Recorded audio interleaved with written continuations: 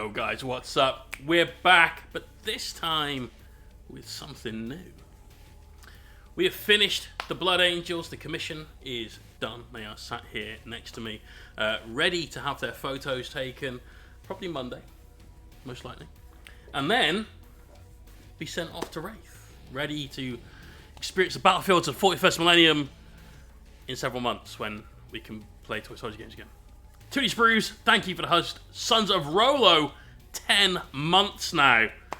Absolute superstar, thank you for that subscription. What a boss. So, in the chat, we've got Toonie Sprues, Crooked Grin, The Bot, Sons of Rolo, Abandoned Lost Arms, Viking, Snake Plissken, Nick McDade, Scrublord, AJC72, Leech, Gumbalina, and of course, Viking. How's everyone doing? I'm looking forward to these. I'm really looking forward to these. We've got a gigantic box of stuff. Whew. Damn. Then we've got another gigantic box of stuff, which is full of Telemon stuff. Apart from this spear, I have to wait and see what we do with that.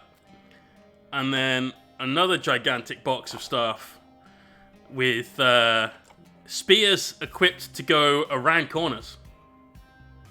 And as you can see, this is one of the dangers of buying resin. Let's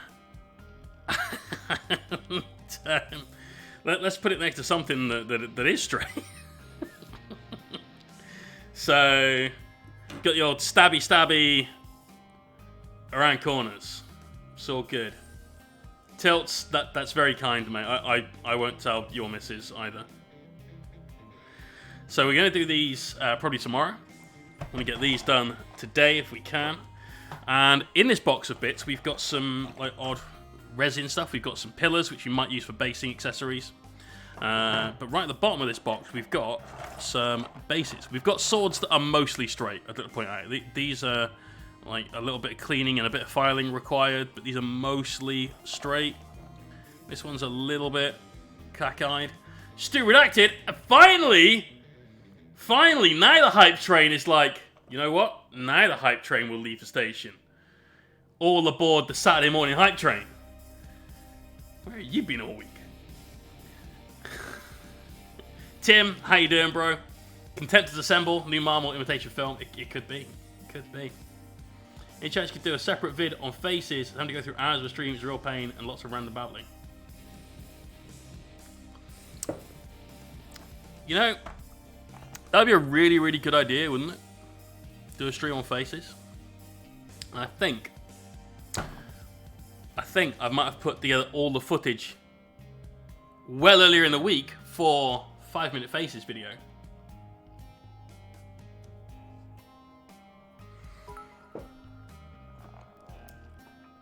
The robot is here. Awesome. Viking. This is definitely a stream for random babbling. Liang, how you doing? Stu, Gumbalina. Much appreciated. Thank you for the hosts. And Stu, thank you for that sub, man. Right, let's just get all of this out of the box, shall we? So, today's going to be a lot of cleaning parts of Forge World. There is a lot to clean. We've got loads of these little blocks with, this is the Forge World version of Flash, like sprues, basically.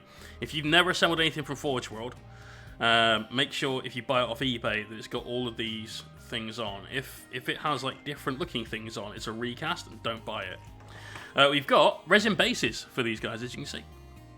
So these are from Cybor, and we're going to have to do some pretty creative poses on the legs to get these sorted out. So we've got 1, 2... unfortunately, we have got 2 that are close to the same. They've basically got just this as an addition over that. So a little bit of a lazy sculpt there from Cybor, but you know it is what it is. So those are the bases that they're going on. I'm going to try and make sure that we don't end up with like Ninja Warrior Dreadnoughts. Fingers crossed, right? So let's sort out all of the bits of scenery that got washed along with this. that we may or may not use for various parts of these Dreds. The Telemon base might get some of that. The Telemon base, unfortunately, almost nobody makes a resin base that looks like this in this size. The Telemon is a big boy. That's a 60mm base, and yeah, not even close. Not even close. We're going to do a video where we're going to take this resin base. We've got a load of things like these Greek star faces. We're going to build up some rubble out of those. We've got, obviously, these pillars that we could use on there as well. Dude! Sons of Rolo coming in with a very big cheer. Absolute superstar. Right, now, I know a few of you here do follow Sons of Rolo over on Twitch. Please, can we get a shout out for this guy? Last weekend, he attempted a Necronathon style event with Eldar. I don't think anyone knew about it, and I'd really like it if everyone gets to see some of the stuff that he does. He's a really good painter. He's one of my students, and last night we did the lesson on highlights, and he smashed it. Absolutely smashed it. So everyone, click that link, go press the follow button, it'll appear on your screen. Get on it. Alright? Everyone. Let's do it. So, we're just going to grab one bit at a time, clean everything, it's going in the box. We have washed all of this. That's why everything's in these containers. With Forge World, the casting process is a hand cast process, a very traditional casting process. And so they put everything into these big molds, and before they pour the resin in, they basically spray all of the inside with this release agent. And the release agent is designed to stop anything sticking to it. And it does that really, really well. So when you try and take the mini out of the mold, you don't end up with half of it left in there, you don't end up ripping the mold, and so on. But it stops everything sticking to it, and that includes things like paint. So you must wash everything. I tend to give mine like 2 baths, some like warm but not hot water, so like hand warm is good. Probably just less than something that you'd wash your hands with. And some soapy liquid. Give it a good swish about and just leave it. And I'll do that twice. And I very rarely have times where I have to then sort of go back and paint several bits many times over. So we don't give it like a toothbrush treatment to really, really scrub it off. I know a lot of people do, but by washing it twice like that, I've never had an issue. So hopefully won't with these. Baz! Hello, brother. How you doing? What's on your desk today? Slightly warm water is good for all the bits you need to straighten. Well, that's what a hairdryer's for. Because especially the spears that we've got, that was relatively straight. Where's the super bent one? What we're going to do with this is we will attach this end, just using some Tamiya tape, to a ruler. And then we'll gently warm this with a hairdryer till we can sort of just tease it straight. And once it is relatively straight, then we're going to tape that right down to a ruler. So when it cools down, it's on something that's solid, it's attached to it, it's a straight line that won't bend. Because when it cools down, you can find it goes back to a shape similar to this. Right? So you need to give it something to dry on. And so steel rule, perfect for that. Bit of sprue, also good. That's not ideal. That's really not ideal. That's now...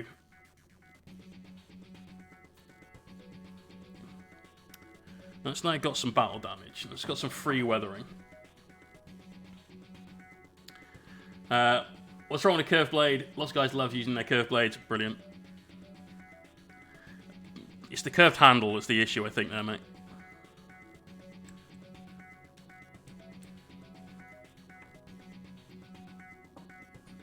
Just a little Primark project going today, man. You're making me want to tackle some golden boys, though. Yeah, mate. They're great. Like, these are going to be gold. We've got 3 of each of the Contemptor to do. So 3 Galatus and 3 Achilles. And then I have a Telemon to do as well. All in the same colour scheme. So I'm going to do them all together. Monday, before I start assembling the Telemon, I need to work on his base. And we're going to do that as a little video, which will probably be a Patreon video, I guess. About ways that you can take a resin base and really sort it. So not just like, well, I'm shopping around for a particular resin base. I found exactly the one I want, because this is what we want, and we couldn't find this in a 100mm version. So we bought something that's got a texture on it that we could use as like tiles or whatever, and then we're going to make that into something a lot more special. So that's a good video, I think. There's a lot of times that you're shopping for scenic bases and you can't find exactly what you want. Well, let's make it something that is what we want, Leech, yeah, it probably should, but I don't really have anywhere that I can do that. Like I could tape it to some of the boom arms and stuff that we've got, like for the desk. But honestly, just attaching it to a ruler with a little bit of Tamiya tape is absolutely fine. And I can get all 3 done on the same ruler then as well, I actually. Right, let's make sure we don't get some free battle damage this time. That was fucking terrible. So let's chop right off here.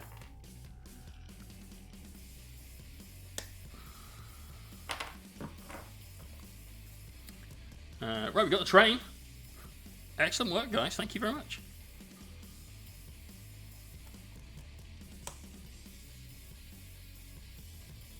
These are some extremely fucking chunky joints.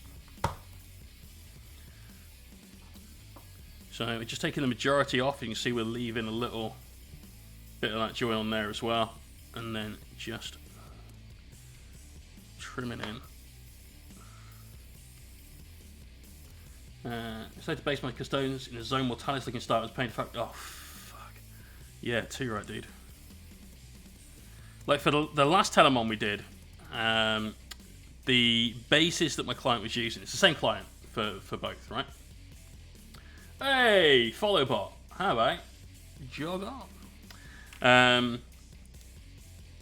We ended up with a base that you cannot duplicate. Like as soon as you put another thing on that base, it's just obvious.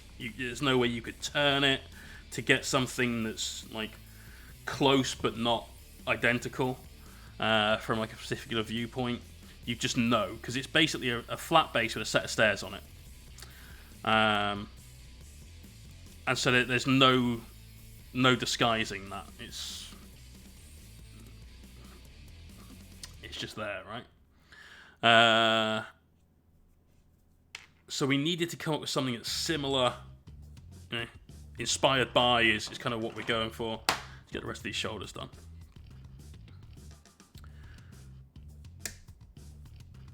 So yeah, a little bit of work, but it's fine. We've got a lot of extra pieces to attach, and these days, obviously, there's the sort of 3D printing route.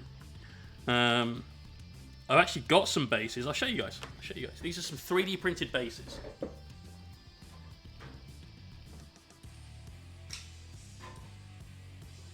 These are for the next commission. So after these big Stampy boys, we've got some big Stampy boys. We're doing 4 Helverins for Viking. And these are the bases. These are 3D printed bases instead of being resin. As you can see, the detail on these things is mad. Absolutely insane. Look at that. There's even holes in the bottom, which arguably you could put some magnets in if you're storing your stuff in a steel box. But the way that these are made, and I think this is fucking genius, right? This is absolutely one of the cleverest things ever, is you design a plate, like a build plate. So you basically draw a pretty pattern on, say, like a big A3 sheet of paper, but digitally, right? And then once you've got your pattern, you go, right, I need some 40mm bases. So you take some 40mm circles, all over your pattern, and you turn those into bases. Okay. Oh, I need some 100mm bases. So you just take bigger discs out of this pattern. What a clever way of doing it. I love things that are just smart, and that is definitely one of them. Are they still stable to be drilled into to pin the models to them? I would assume so. 3D printing resin can be very brittle, so we've got some very careful drilling to do, like some pilot holes. And to be fair, the pins are almost always about 1mm wide. These are going with some helverins attached to them. And so you don't really need too much to sort of attach them. They're relatively good at sticking. They've got good footprint. But for something with a smaller footprint, you might need to be very, very careful. That's just some coffee. It's my Nespresso coffee. It's decent. So, just a little creamer. It's nice. Cookie cutter bases. Yes, exactly that.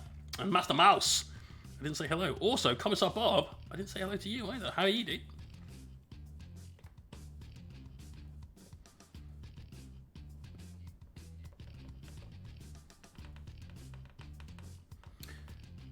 Whiskey at 12 PM. No, I've got to drive.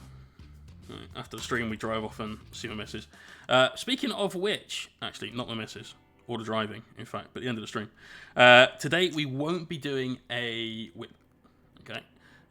Because today is the Warhammer preview day, and so Warhammer TV have their stream going on, and we will be putting that in the bottom corner, so just below my face. When we get to any of the interesting parts, so like the preview videos, we'll go to a full screen version, and then about 3 o'clock or so, when their stream wraps up, this stream will wrap up, and we will pass the hobby love on to somebody else. What do they say they're going to do? They're doing Titanicus, 40k. We've seen an AdMech thing. We've seen a Sisters thing.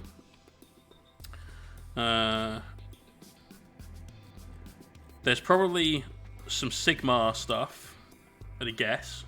I don't know. Don't know what to expect. Speaking of don't know what to expect, where in God's name were the previews for the Knights part of the Book of Rust? Just where? Like, oh, here's some things that your Chaos boys can do. Here's some things your AdMech boys can do. Cone of silence for everything else. Like, is Liam put up on Goonhammer? Or James or whoever does this? Well, we'll look at that after the stream, not going to put that there. But, oh.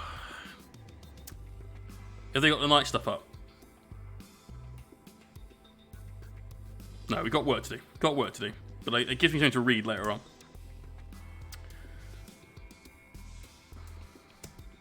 Let's get a new flag. Great. Nice. I think I was like 99.9 recurring % sure it was all going to be match play rules, because that's how they sell the books to people that aren't narrative players. What an expensive book, though. It's so good it had to be kept quiet. Yeah, right. Fuck it.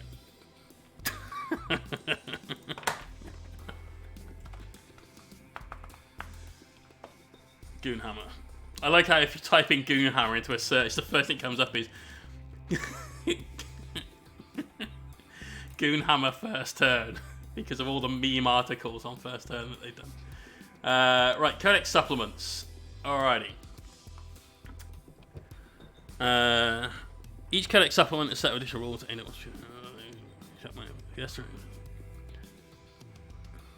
blah-de-blah, blah-de-blah. You get 3 warlord traits, some relics. Alright, Mechanica stuff, cool. Whatevs. I could have given you some much better photos than those, though. Imperial Knights, right, here we go. Army of Renown, 3-blade lance. Yes. Gonna hate the new Vect. I've seen the new Vect, and I then immediately saw a load of Drukhari players like whinging about the new Vect and how it isn't as good as the old Vect, and I was sat there going, are you fucking kidding me? There are stratagems that I use literally every single turn. Like, unshoot that. Rotate iron shields. Okay, next time it costs you 2 CP. Yeah. Thanks.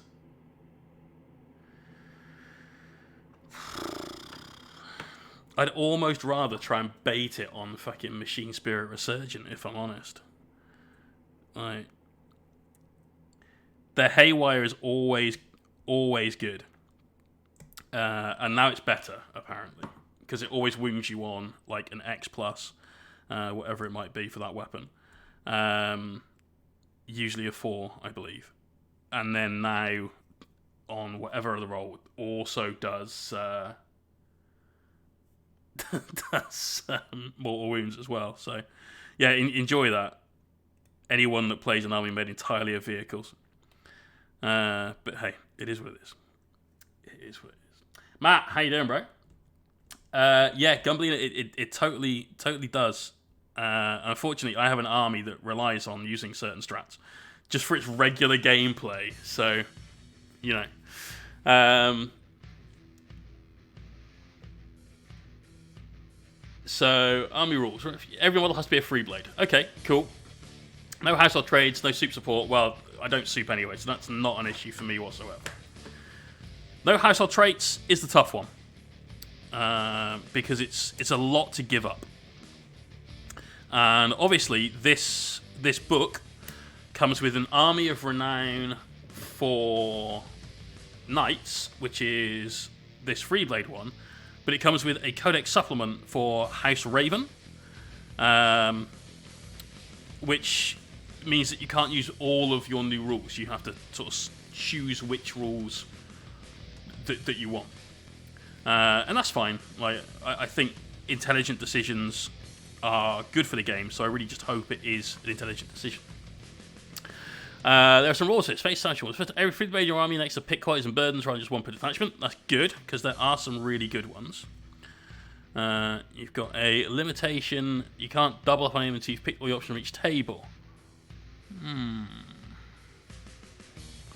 Okay. So this sounds immediately like an army to me that I would want quite a lot of stuff. Because you can only pick one. Here we get Overwatch strat for Tau, and it's usually free. The Tau don't use the strat at all. The Tau just have the ability that they can Overwatch. So there are things in the game that have the ability that they can Overwatch. For instance, one of them is the Necron Doomstalker. You have the ability on the unit that you can Overwatch. For any unit that doesn't have that ability, they instead use the stratagem to enable them to use Overwatch. So that's the way that works. What is this? It's got to be... What is it? Waist or head? Or is it arm? Fuck knows. What's this bit?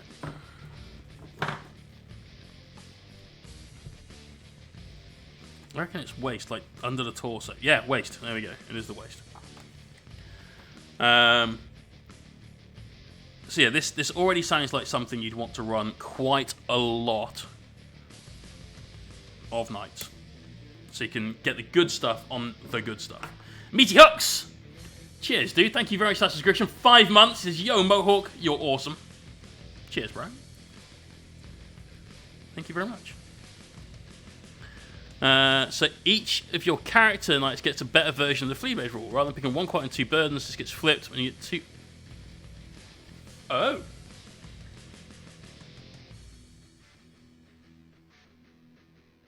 Okay, so that's good.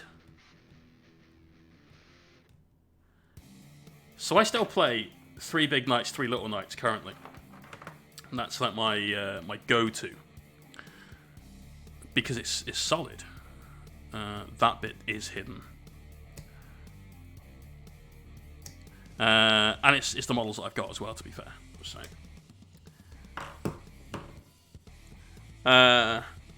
Oh, Liang, how was your birthday, by the way? Like, what did you get up to?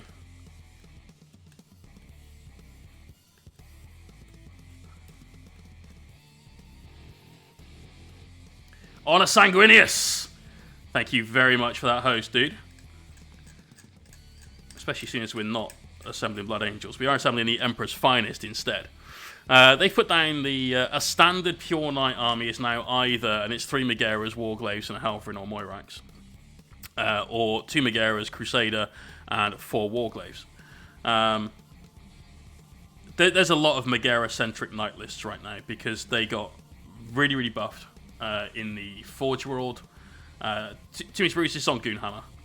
They got really, really buffed in the Forge World Compendium. I am expecting them to drop off a little bit once the Knight's Codex comes out, making Forge World a little less desirable, which is why I'm not going out and spunking 400 quid on 3 fucking Megaeras. Which, if I do, it'll be a case of, here's all of these lovely knights, here's the weapons, they get magnetized on, and that's it. Jade, thank you very much. 13 Armigas for the win. I mean, I never liked the just Armiga spam list, because for me, you need like a heavy hitter. Yeah, you need something to really put the punch out. And also, the Helm Dominatus is a fucking epic relic. Really buffs that list a lot. MC, what up? And thank you for the host. Liang, that sounds pretty damn good, man. Nice.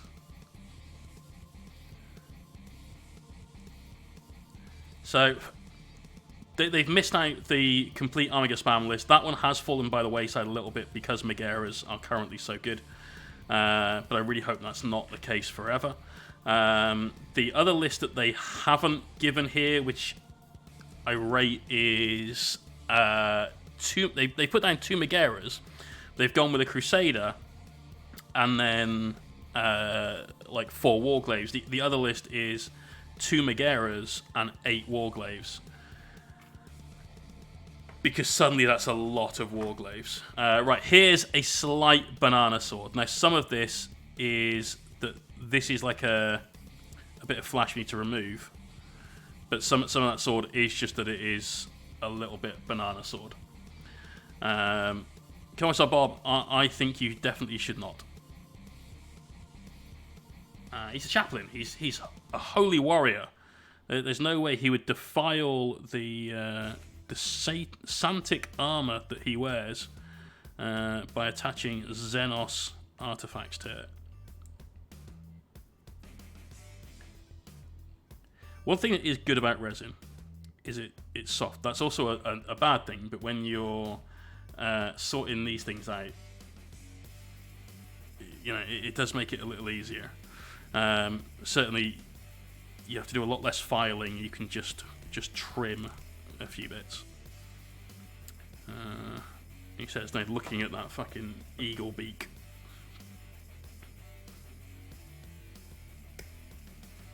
So I'm making sure our cuts, especially around that eagle, are very far away.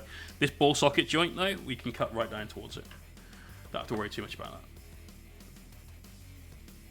that. Liang, yeah, totally right. For me, the older I get, the more I appreciate good drink. I find that I drink a lot less than I used to, but of a lot higher quality. Just appreciate the taste and the flavour and all the other good things that come with that. Holy shit, these have got flamers built into their swords. The fuck? totally didn't know that. Nightmare, how you doing, bro? So yeah. Yes, you'll always have 3. Every being like will be a character. Alice Stars, thank you for that follow. They have to cauterize the wound, so they don't die of blood loss, they just die of losing their heart. So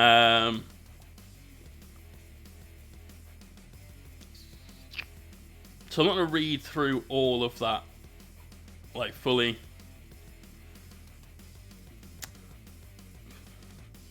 Echoes my past, all the trait when the house like so good.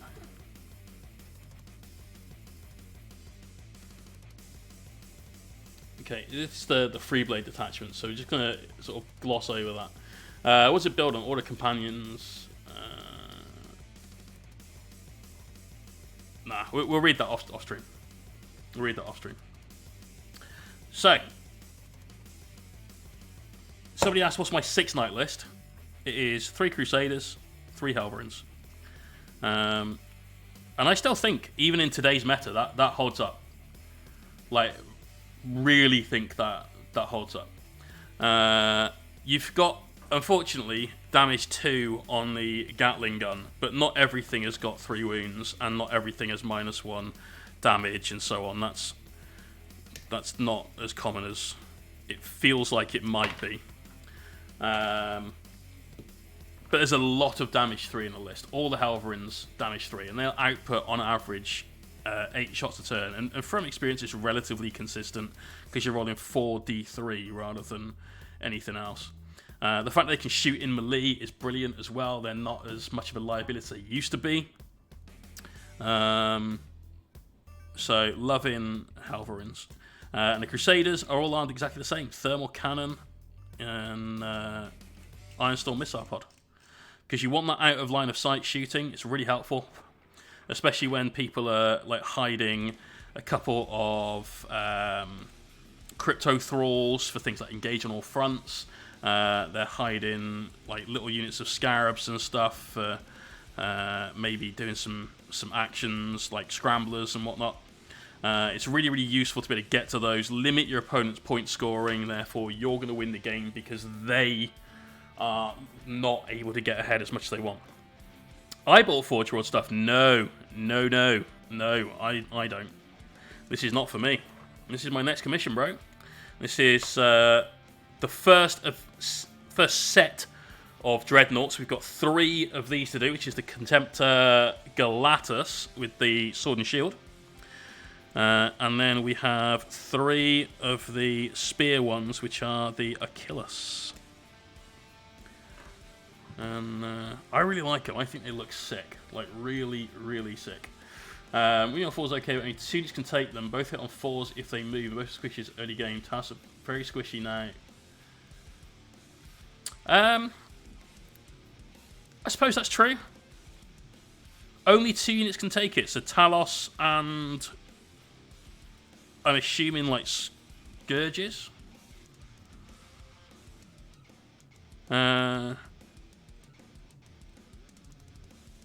Yeah, that's what I thought. Is the Haywire still very good against melee? Because the biggest issue I have with Haywire weaponry right now, and this has obviously changed now that the books come out for Drukhari, but it's still an issue for Harlequins, is that Haywire is like the default weapon you go for. Because it's got Blast, it's really good versus infantry, because it's actually not bad as a sort of chaff killer. And obviously it's great versus vehicles. That's exactly what it's there for. Tilts, if you're thinking about the plastic one, I couldn't tell you. I've not painted it. I painted the metal one. I did the old school metal Calgar as a giveaway, and I was really, really happy about that. Such a cool model. One of the only minis to ever win 40k best painted single miniature at Golden Demon without being converted.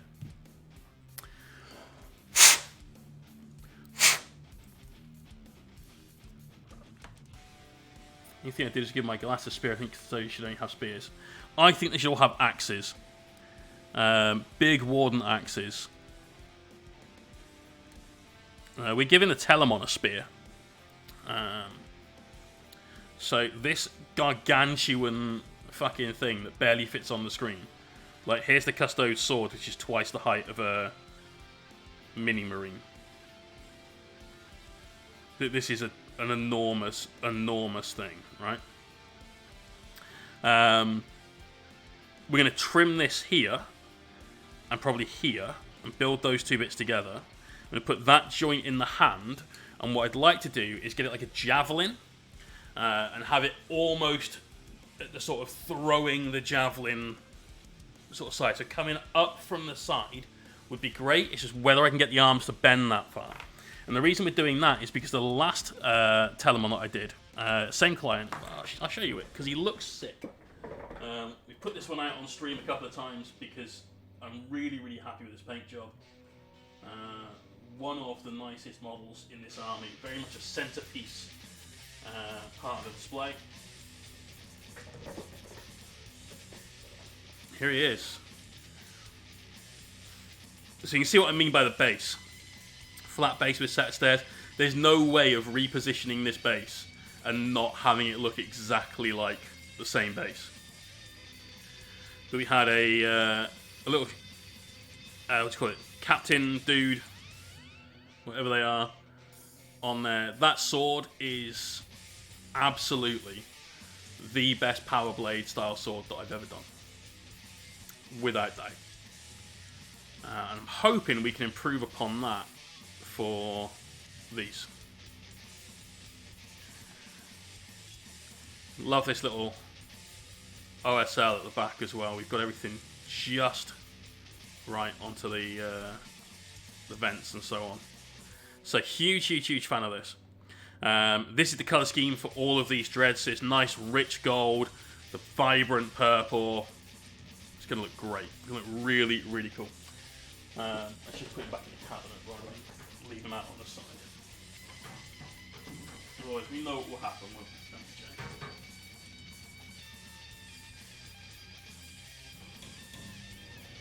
There we are. We will be doing a guide on how to do swords exactly like that, using the swords for these Dreds. That will be a YouTube thing. Kits, they're not mine. They're a commission that I did and finished early last year. Finished those at the start of February last year. And my client is in the Marine Corps and got deployed. So he's like, oh, can you hold them for a month or two? You pay for them. You know. But, yeah, cool, no worries, that's fine. We'll sort out shipping like another time. And then COVID. And so he was stuck in Afghanistan for basically a year. So, rough. Real rough. Will there be a guide on that nice purple? I wasn't going to do a guide on how to paint purple, because it doesn't take long at all. That'll probably be done on stream. Or it might be... If it's done separately, I'll record it. And I'll edit it into something that's like a minute long, and it'll be an Instagram guide. Yeah, let's try and think of it in potentially that perspective. But certainly we're going to do a guide on how to do those swords, because the sword is just another level good. Big fan of how that turned out. Brilliant. Brilliant. Well done, mate.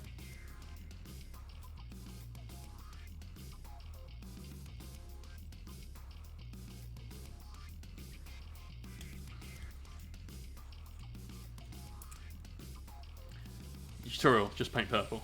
I mean, it's not that simple. But there's only 3 colours involved. It's not like it's tricky, it's just... There's only one part of it that's really, really key. And that is the first highlight. Like, if you don't get the right shade for that, then you're gonna lose vibrancy. And you won't have something that looks as good, with as much pop as that at the end.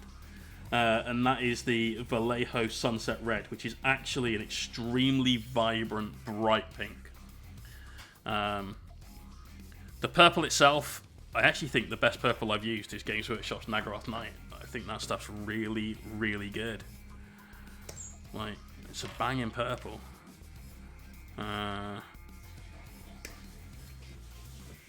I've tried a few from P3 and they actually just don't come close. It's mental. Normally it's the other way around. But yeah, really like that purple.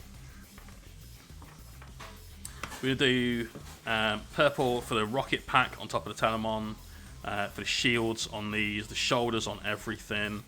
I think that's about it.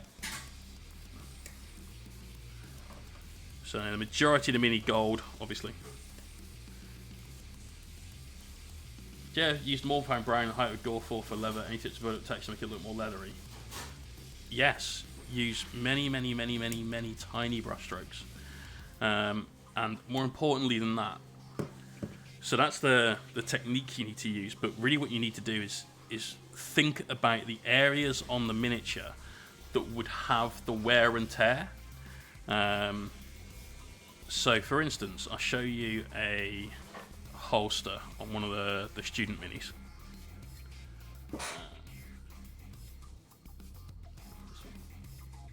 Yeah. Let's zoom in. Oh, you had perfect focus, don't you, sod? Come on, you can do it. There you go. So this is 2 sets of highlights to get to this, right? And the first one you do loads and loads of scratches, like all over. You must keep them thin. Yeah, so I wouldn't suggest using sticker paint.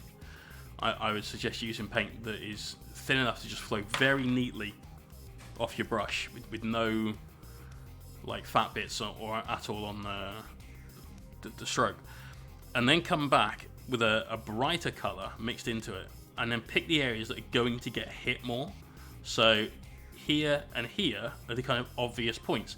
This bit because it protrudes, and this bit because it's the entry point into the holster. So when he stuffs his hand in there in his gauntlet to pull his bolt pistol out, it's going to scrape here, a bit around the bottom of the flap. Okay, the same right up here at the entry point. That's where the wear and tear is going to be.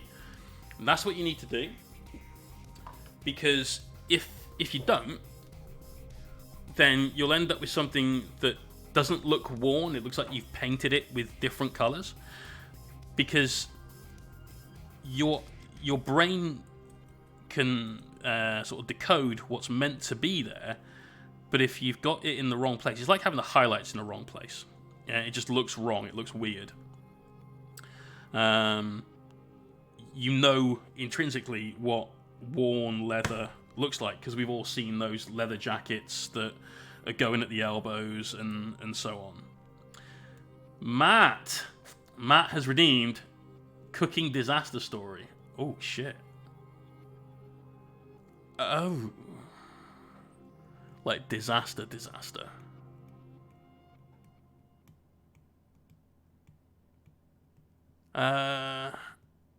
Okay, I've got a couple, but I'm trying to think of one that's like really bad. So not just, yeah, this happened and it was shit, but like nothing I can think of professionally. So nothing in a like where I've been on the job and something's gone wrong that badly. Because obviously, whenever you're in a kitchen as a chef, you're in there for literally one reason, which is to cook the best meal you possibly can do. So whilst you'll have some good days and some bad days, you'll never send anything that is like disaster, like pressure cooker exploding. Oh god, what's gone wrong like that in a kitchen? I don't think I've ever blown anything up. That's a lie. I have. That wasn't cooking. That was making coffee. You set pasta on fire. How the fuck do you set pasta on fire? Grease fires. I've never had a grease fire. But I've rescued somebody from a grease fire. This was when I was at the Mexican, and we had a chef, John, in the kitchen, and John was someone that liked to play hard. So he'd finish his shift the night before, and then he'd go and smoke a bowl and drink a lot, and he'd come into the kitchen the next day, and you knew he'd had a hard night of drinking, because he was a bit spacey. And I was doing some setup on the bar, and I was on the customer side of the bar, just like cleaning the shelves and arranging the glasses and stuff at the side. And I saw this orange light out the corner of my eye. I'm like, what the fuck is that? So I lean around to look into the kitchen through the hatch. And John is stood on the hatch just chopping away with his headphones on. And behind him, the fryer is like shit. So I scream out, John, fire! And I run into the kitchen. And he turns around. He sounds like, oh, So there's a fire blanket on the wall. You grab the there's two straps. You pull that down. The whole thing comes out the box. It's folding the way that it opens. Turn around, threw that over the fryer. It was like a two drop like fryer. So what had happened is the dickhead had come in and turned the fryer on and filled the fryer up with oil because it had been clean the night before. But he hadn't put the element back underneath the surface of the oil, so he'd left it stuck at an angle, which is just like its cleaning setting.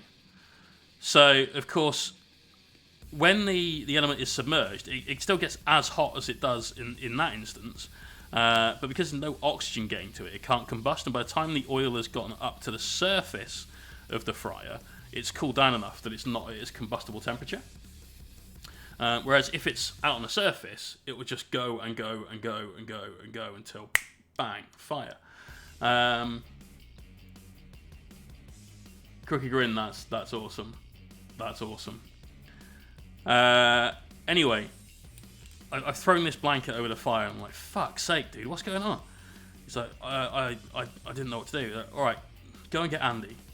Andy, or Andre, is our executive chef, and he's a 17-stone bodybuilder that's always fucking angry. And mostly I think he's always angry because he's ginger, and he's like vibrantly ginger.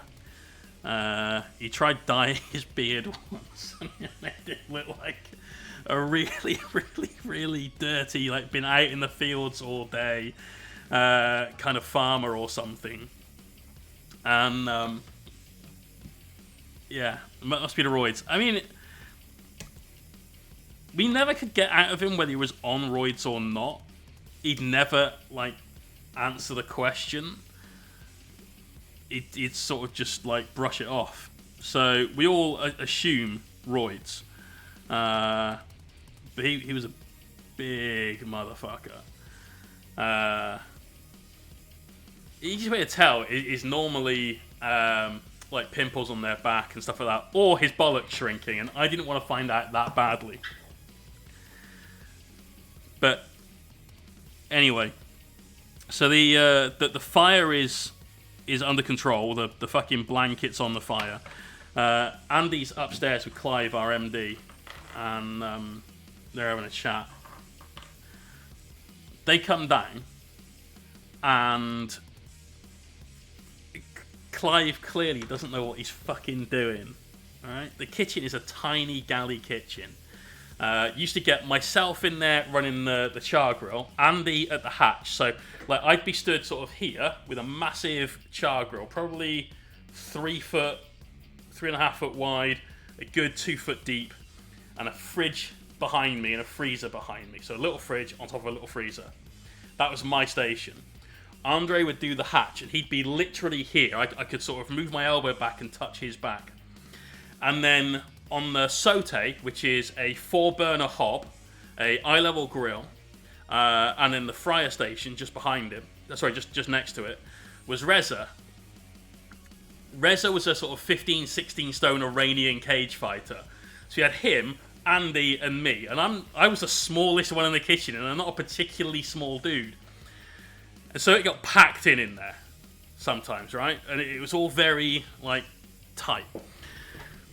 But Clive, who's a fuckwit, obviously, is stood there. Andy's talking to John about, like, what happened. And we're all waiting for the oil to cool down, right?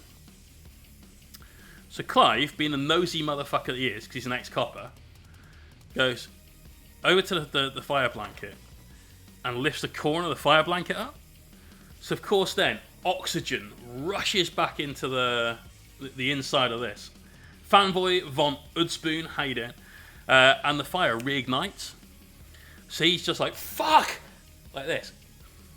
Andy, no fucking nonsense at all, right? Grabs the fire extinguisher off the floor, grabs Clive and pushes him out of the way. But the only spot that's out of the way is where I would normally stand on the grill. So you've got the grill, like, here, a fridge freezer here, and this tiny little space for you to work in. The fryer's here, with the kitchen walkway as like a little L shape there. Andy's grabbed the fire extinguisher, pushed Clive out of the way into this tiny fucking area for like someone to stand in, and just blasts the top of the Big Brom! Dude! Thank you for that sub. And 10 months. What a superstar. Blast the top of the fryer with this fire extinguisher. We were really hoping we wouldn't have to do that, because the cleanup from that is fucking horrible. That's like 2 hours of cleanup. It's not good, right? So he blasts the top of the fryer. Except Clive is in this corner with nowhere to fucking go. He's got this gigantic ginger monstrosity in front of him that's royally fucked off with a fire extinguisher. And so he can't barge past Andy. And Andy is blasting the top of this fryer with the fire extinguisher. So what do you think happens? Oil splatters everywhere. Imagine, like, you chuck a glass of water into a pan of, like, properly boiling off fat. It explodes. And so you get tiny, like, droplets of extremely hot, like, probably 400 Fahrenheit for American viewers, which is what, about 230 centigrade, 260 centigrade, something along those sorts of lines. Just like all over the place. Clive is in the corner like this. He's already got a little bit of a tattoo going up his fucking face. He now gets it all up his arm. And it's not a big splat. It's like loads and loads and loads of little dots. Brom, you take care, bro. Thanks for dropping by for that sub. I really appreciate it. You have a good weekend. So that was a disaster in a kitchen. Did Clive learn his lesson? Yes, he fucking did. Because Clive was stood there shouting like, Andy, you can't, fucking stop it, you can't. And Andy finished blowing out the fire with the extinguisher. It was like, well, if you hadn't touched it, you wouldn't have had that problem, would you? So yeah, he did learn his lesson.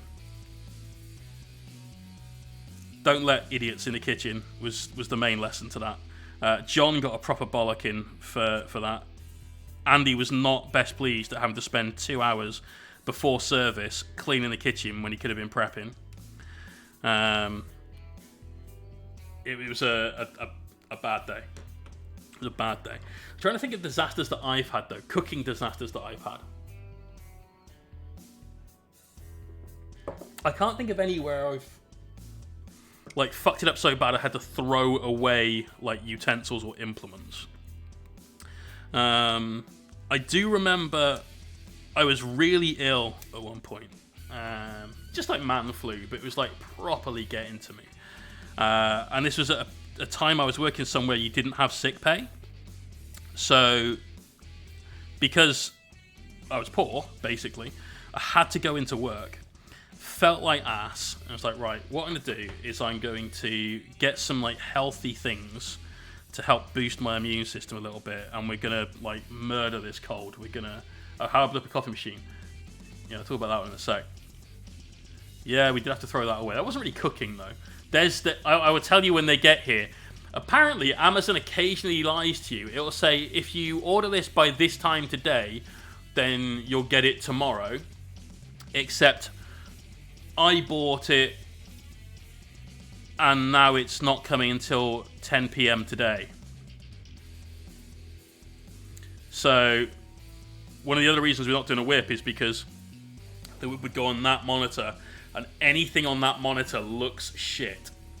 So that would be a really, really bad whip. Sorry, mate, your mini looks like terrible.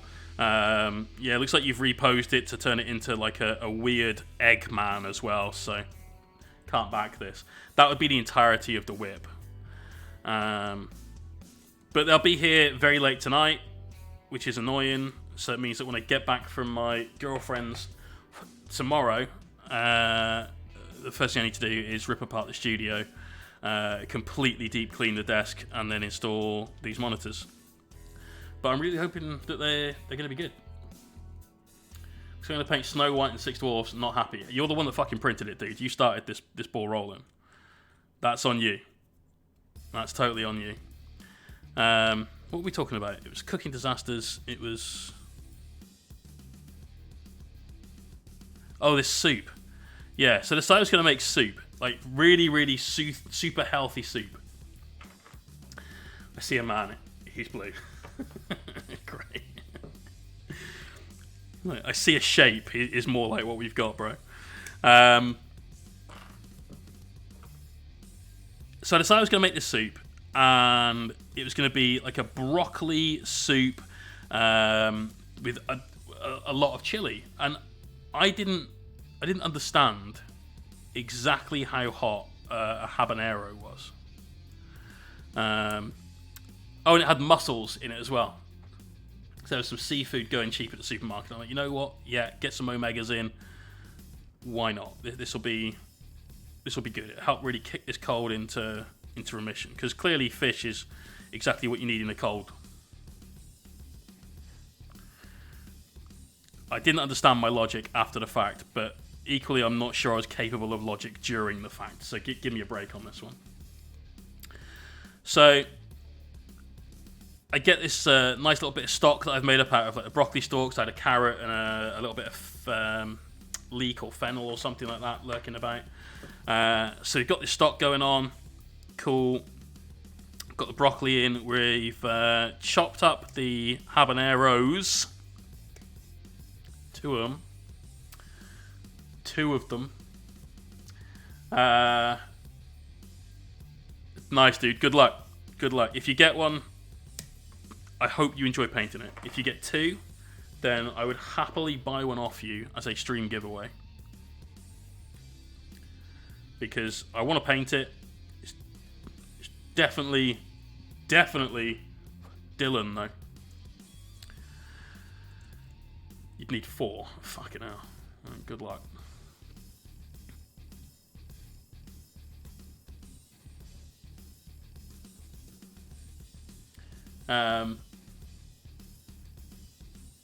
Anyway, moving on. I put the mussels in, and I was like, right, just need 30 seconds. And I stupidly sat down. About 45 minutes to an hour later, I woke up.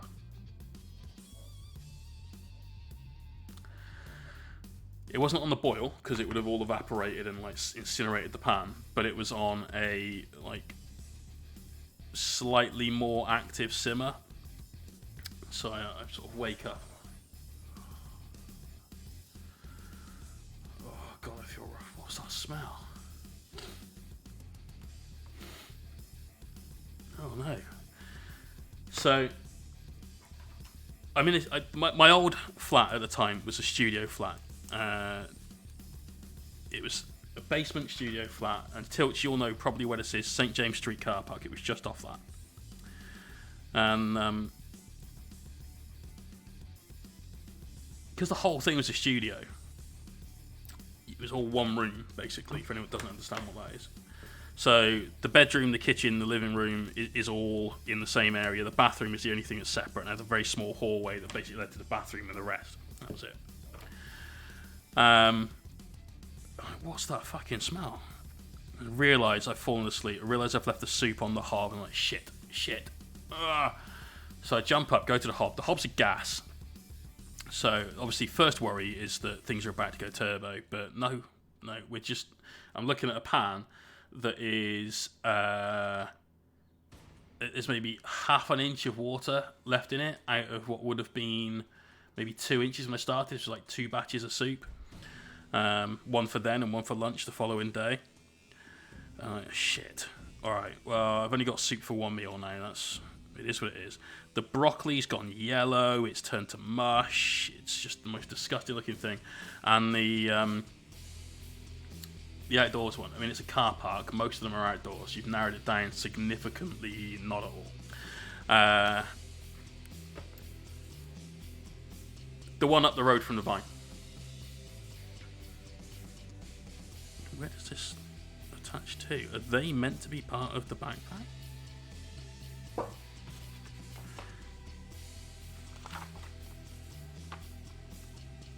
Yes, they are. Cool. So I rescue this soup off the hob. The mussels are clearly like bullets at this point. Like, well, I've got no food. This is what I've got. So I need to eat this. And we sort of, because the broccoli is so fucking anemic at this point anyway, and clearly won't hold up if you try putting a fork through it or anything else, we just sort of mush that up into the soup. At least it'll give it some colour. And I take a mouthful of the soup.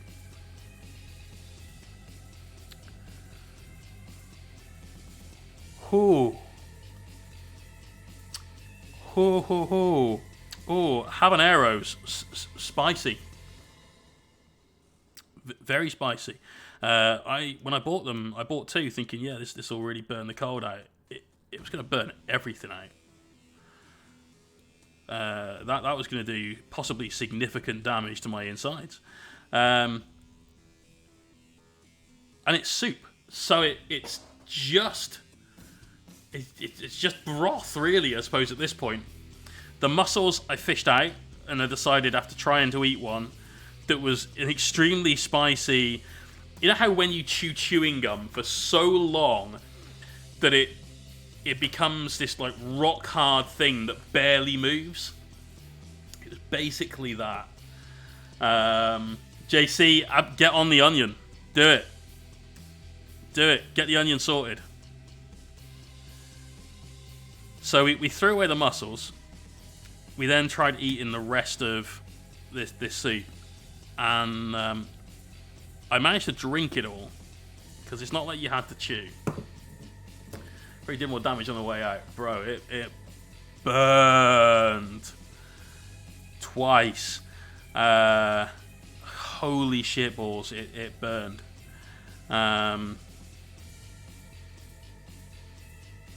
It got rid of that cold. We burnt that fucker out. Oh, I have got a cooking disaster. We'll tell a story about exploding coffee first, but then I do have one.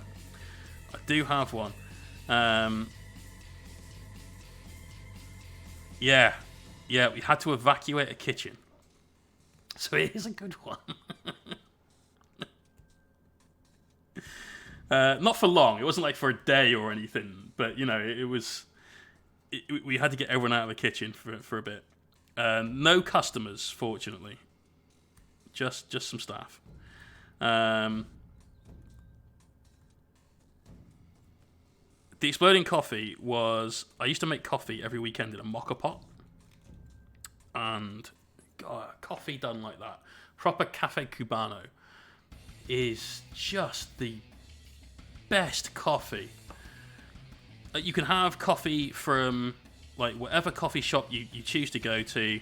If it's Starbucks, then you've clearly lost all sense of taste. If you like Costa coffee, then you clearly never had a sense of taste. Cafe Nero is about the only high street coffee shop chain in the UK that I'll drink their coffee. You can do all of that if you want. You can get your Nespresso machines, you can get your bean to cup machines, all of these things absolutely pale in comparison to a proper Cafe Cubano. And what that is for the uninitiated is you have a stovetop percolator, which over here we call a moka pot, M-O-K-A. Not sure why, that's just the name. Don't know where the name comes from, because I don't believe they call them that in Cuba.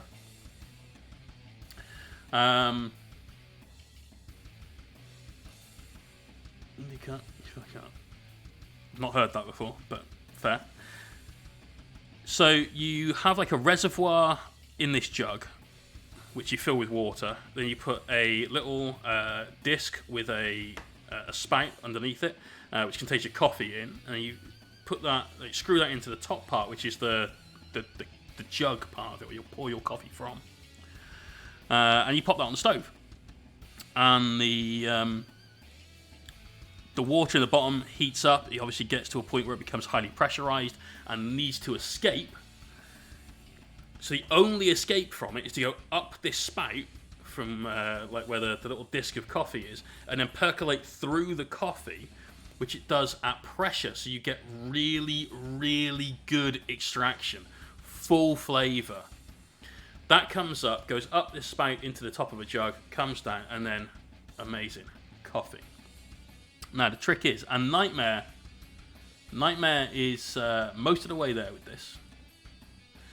The only other step I'd add to that is you have to watch for the very, very first bit of coffee to come up out of the spout. That first bit is what you're aiming for, because as soon as you get that goes onto a teaspoon. And I'm English. Doesn't mean I can tell you how to make a fucking chicken tikka masala, does it? This is an English dish. That first bit of coffee, by the time you've beaten that into like 4 teaspoons of sugar, the rest of it is good to go. And so for me, that is an important step, because it's the timing. You keep going until the coffee is finished. And what you're doing is you're basically aerating this sugar you've just wet down with a little bit of extremely intense coffee, and it is banging. You're just making a foam. You're making essentially a very sweet creamer, because when you pour the rest of the coffee into this jug, and you want to use a metal jug for this, you're going to get a lot of that sugar dissolve into the coffee. It's going to give you a very intensely sweet coffee, but it's also going to give you an incredible creamer. So it's good. It's so good, and that is an amazing coffee. But you need a moka pot for it, and the gasket's like a little rubber seal, basically sits between the bottom part of the pot, which is like the reservoir for the water, and the top part, which is the jug. And mine died. The gasket just couldn't do it. The thing I did then was I went out and bought some new gaskets. Just got them off the internet. I was like, right, here we go. Put it in, and it just wouldn't work. I think the seal just couldn't be as good as it was before. Essentially, what was happening is I'd end up with like coffee coming out of the sides and not going up the spout. So clearly, problems. Now, I thought, all right, cool. If it's just a case of that, then we'll double the gasket up and we'll really, really screw it on tight. And that's what I did. I'm making coffee, and I stood at the breakfast counter in front of me. And I remember I'd just finished a commission. I can't remember what it was. It wasn't the old Custodes. It was something else. Right, cool. Get some coffee on. We've got a relatively chill day today because we just got to take some photos, box all this up, and then start some assembly. Easy peasy. And I hear this, like, crump behind me. It's the first time I've ever understood why sometimes in comic books they put down explosions with lots of Fs. And I hear this noise, then I hear a bang, and I get this like, Scribbo! How you doing, bro? Good to see you, my friend. Can we get a shout out for Scribbo? We talked about you on stream the other day. The first time we met at the Hellstorm 1.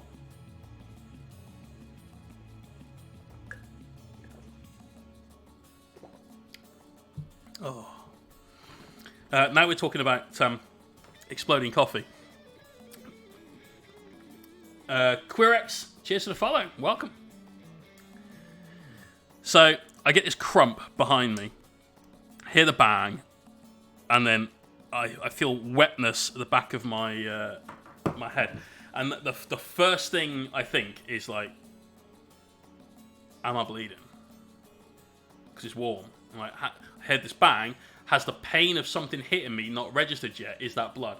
So I reach back and do that, and it's brown. It's like, shit. I look down, and when I was at the breakfast counter, there's like dots going out away from me of coffee, but there's a silhouette of where I was. I look over at my desk thinking, shit, not the minis. Unfortunately, the back of the old screen that was there, it got some of it.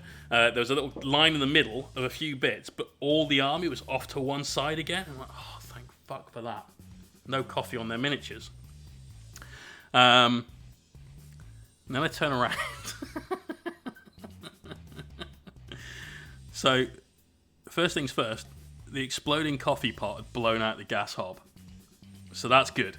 Apart from the fact that there's no gas, potentially just sort of coming through. Then there's a regulator in there, I'm sure that would have stopped it, but, you know, first thing you got to do is turn that off, so we do. Then I look at the rest of the kitchen. All the splashback on the hobs. Coffee. There's like a little wall that sticks out there. It's like a support pillar for the house. Coffee all up one side. Coffee all up the cupboards. Coffee all over the sink. Coffee sometimes up this wall. You know, it's like, fuck me. That's a lot of coffee. The extractor fan that's part of the hood now has a little hole in it because the top of the mocker pot, which is like a little handle, that got shot right up in the air, belted through the hood. So we basically have taken a pair of pliers and sort of pulled the grate down into place so it doesn't look like it's had an explosion underneath it. Don't want to lose my deposit on something like that. That would be annoying. But yeah, that was where we had to replace gear. And then the last part of the story, because we've given you quite a lot of mileage on this one, Matt. You've got good return on investment right here. You asked for stories where, like, kitchen disasters. Here's one. Here's what I probably should have gone with at the start and left it. I had a chef that worked underneath me at a place called The Bell in Selsley. This is the one that was on TV. His name was Lucas. He was Polish, and he was one of the laziest fuckers I've ever met in a kitchen. Couldn't trust him. Couldn't trust him with anything, right? And that's the worst thing. Like, if you're in a kitchen and there's no trust, then it's a really, really bad environment. It's very stressful, and this is where you get a lot of shouty chefs and occasionally things being thrown and so on.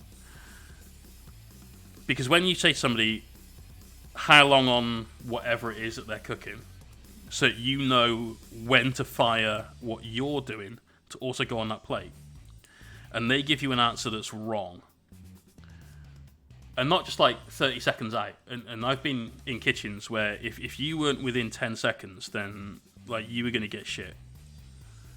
You were going to catch a lot of shit because you weren't right.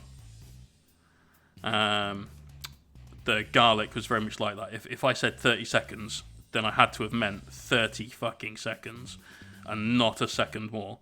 Otherwise, I was going to get railed on.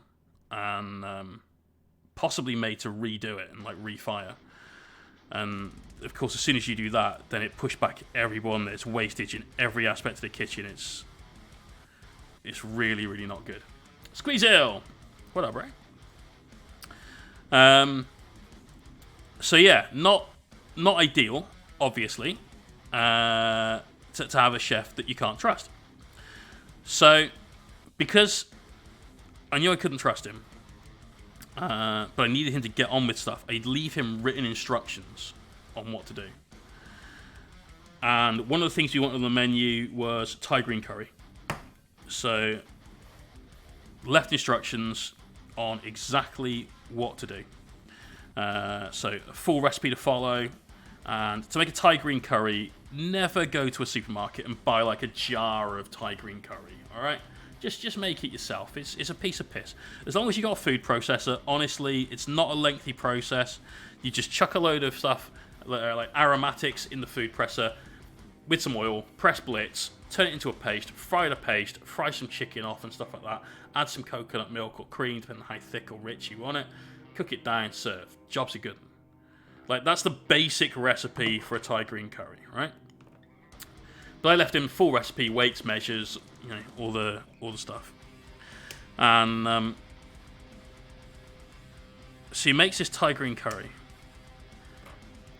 But part of that process is you take your paste and you fry the paste. Now, the paste contains chili. And because this guy was lazy, he put a pan on the heat. Big, like, industrial-sized cooking pan. So we don't do Thai green curry for, like, one portion. You do, like, a batch of it and then, like, get it out throughout the day, right? At least your sauce. You might cook the chicken separate in a little of the sauce and then add sauce at the end or whatever, but you kind of find ways of getting food out quick at service, but still very fresh if possible. But you certainly don't need to be making a curry from scratch every single time you need to do a curry. So he puts his pan on the stove, then goes out for a fag, and probably has like 3. And this pan's gotten red fucking hot by this point. Chucks some oil in, immediately oil starts smoking. It right, time to fry the paste. Takes like this big old bowl of paste and whacks that in the pan. There's probably somewhere in the region of like 30 or 40 green Thai chilies in this paste. No seeds, you know, but the pith is there's plenty of chili there. And these things are fucking hot. They're like 20 to 30 times hotter than the jalapeno normally. So he chucks this whole paste in there. Got lemongrass, coriander, galangal. There would have been some fresh turmeric in there. Salt, pepper, oil. All these kind of things. As a Thai person can confirm it's hot. It is hot. But it's good. You know, tasty. But he chucks this in there. Of course, all of the oils start to fucking kick off as he's cooking this paste now. Which immediately means... Comradeson! What up, dude? That the kitchen is filled with some kind of equivalent of CS gas. Because... because all those oils evaporate out. And he and the rest of the guys there apparently all started coughing and spluttering and like eyes watering and everything else. And he just fucking bailed and left the pan on the hob. Yarrick had to go back in the kitchen, take this pan off the hob, get the pan outside, air the fucking kitchen out. And it took him about 20 minutes before they could actually go back in there and work properly. Kitchen made tear gas. Basically, you're crying. Mate, they were fucking crying.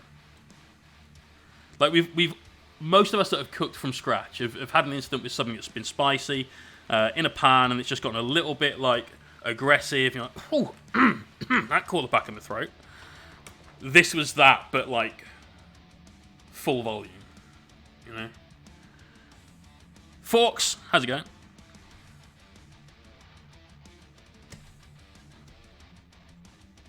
So yeah, that's probably the biggest kitchen disaster. I was on the evening shift that day, so I'd left like instructions for prep for them to do during the day, for us to then serve for evening service. And I came in like, how's your day been? And Yarek's been like, fucking dickhead.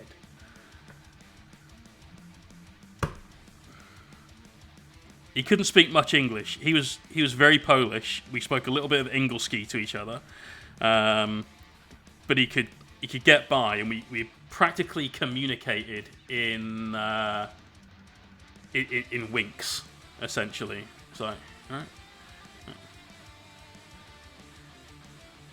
Various winking faces.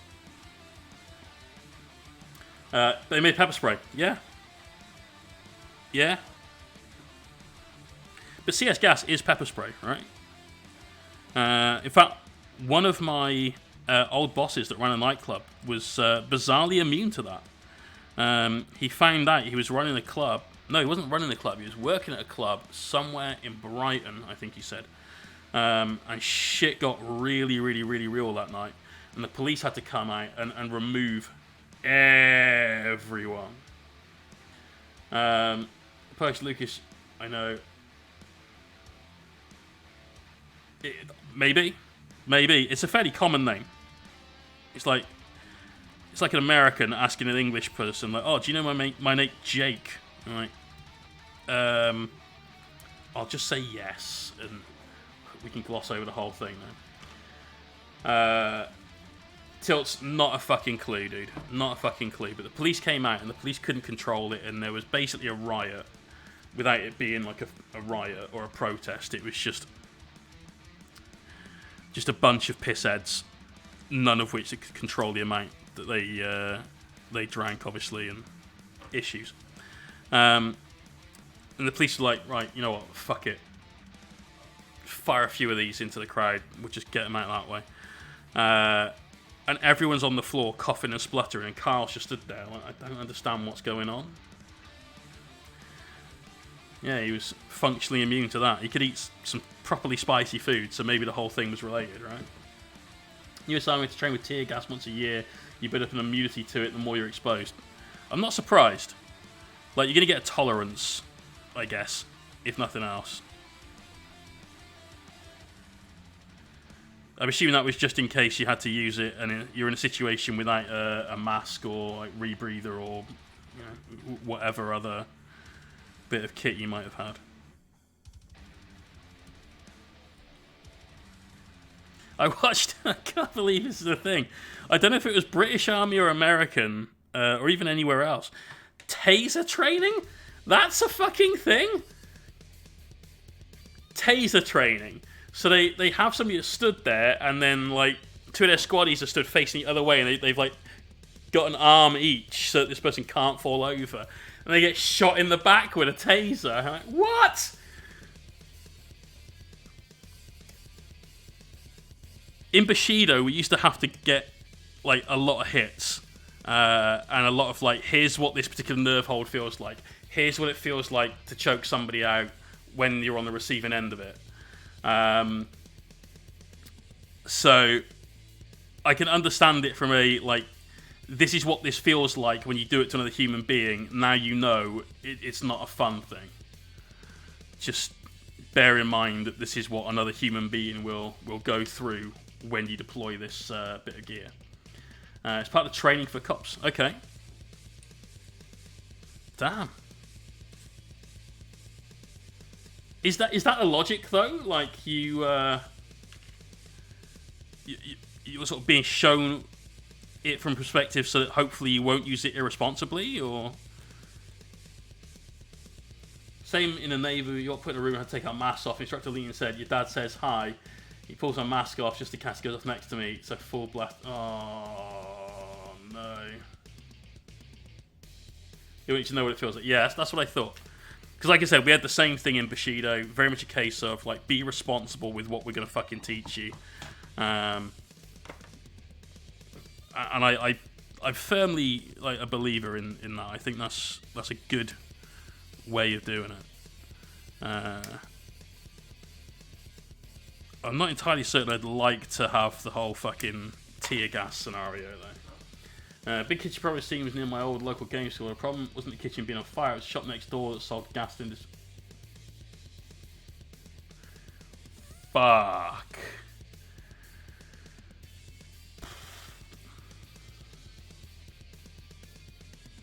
That's gonna take longer to clean up.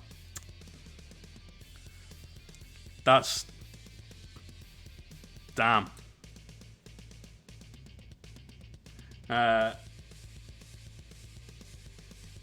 So I've got a feeling if I had a bulletproof vest, like part of me, that weird part of the back of your brain that you like shut the fuck up to every now and again, it'd be like, I wonder what it feels like. Go on, you could take a 9mm. Go on. God,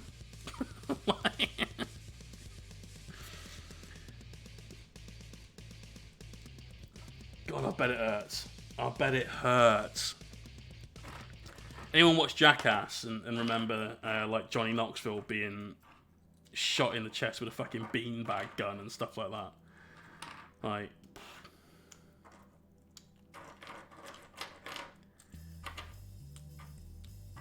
I've got a big stack of these parts now. I know somebody that uses these to make scenery. I think they're called Jersey barriers, like the concrete barriers you get on roads. All of these are way too small for that, really, but there's a thing you can do with them. Get rid of all the little bits of sprue off the top and the GW logos and all that shit. Have I got something I can chuck these in for now? Not hand. I think the bin's full. No, it's not that full. There we go. Grooves. Alright, nearly done on the cleanup part. We've got feet for everyone to do. We've got more of whatever the fuck these things are. I think they might be arm pieces. And then we've got some little connectors and so on. What I want to do is get all of this cleaned up, and then we'll start the assembly for all of these bits. Now, really, what I'd like to get done today is definitely the legs. If we can get all the legs done, then we're off to a winner. There's a guy who sold Kevlar, got folk to shoot him as a sales pitch. Fair.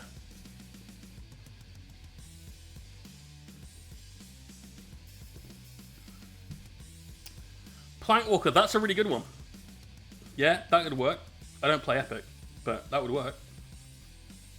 They shoot their buddies and take pistols to the vest. Fucking hell. No. I wouldn't want to do that as a living. You know, when you have a bad day in a kitchen, you have a bad day. When you have a bad day in an office, you have a bad day. When you have a bad day doing that, you have a bad rest of your life. What we got? So we got these. These are these weird like extra armor bits on the elbows and the knees. Never really understood why they're on there, but whatever. It's decorative. This one's come off, but whatever. So not much left to clean, which is great. We can start the assembly shortly. And the reason we want to do the legs is because we have these bases where like this is going to be a little bit Ninja Warrior. I'd like to get 1 foot here and 1 foot here, or at least like there and there, but I think that's too narrow a gate, so definitely 1 up there and 1 down here if we can. Then for things like this one can be nice and flat. This one, maybe we can go there to there and have him stepping past this, maybe have him stepping up to it, down from it. We've got loads of options basically. Because we've got 6 dreadnoughts, and it's basically 3 of each kit, there's a lot that is going to be similar, so we need to try and get as much variation in as possible. So a lot of that will be the arms. These ones are the sword and shield boys, so we could have like shields raised in like phalanx style, so the sword sort of behind it ready to get the stab in. We could do like shield down by the side and the sword raised up, you know, whatever. We've got some poses. All of that strongly depends on how poseable the shoulders are. I know on the Telemon, the massive like cap shoulders that he's got are a little too big for a lot of movement. These have got much smaller shoulders, so I'm hoping we can get some pretty dynamic poses out of them. Not that I don't want to be doing it, but I don't. But what I won't be doing, I suppose, is doing a lot of conversion work on these. This is a commission. The job spec does not involve any conversion work, with the exception of the Telemon having that big old spear. So, not going to suddenly be ripping these guys to pieces and so on. What I do like, though, is the feet. So we have step-up feet, 2 of them, and then 2 flat feet. So these 2 is the left and the right foot for a not flat surface. So I like that. Big fan of that. And we've got so many feet that we could do like all of them having step-ups and so on if need be. Forge would have provided quite a lot for this bit, which is nice.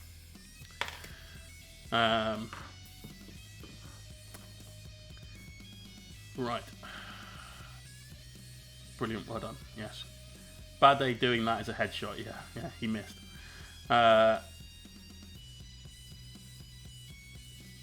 Everyone wants steak. Everyone wants steak.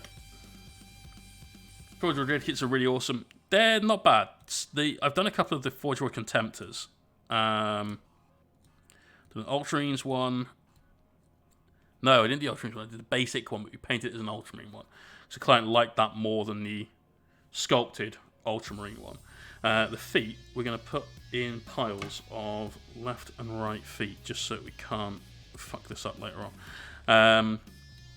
And I've done the Space Wars one, which I did really like. That one was really, really well made. So, no, I wasn't ignoring chat. I was just kind of captivated by what I was doing rather than looking at it, I'm afraid. Sorry, folks.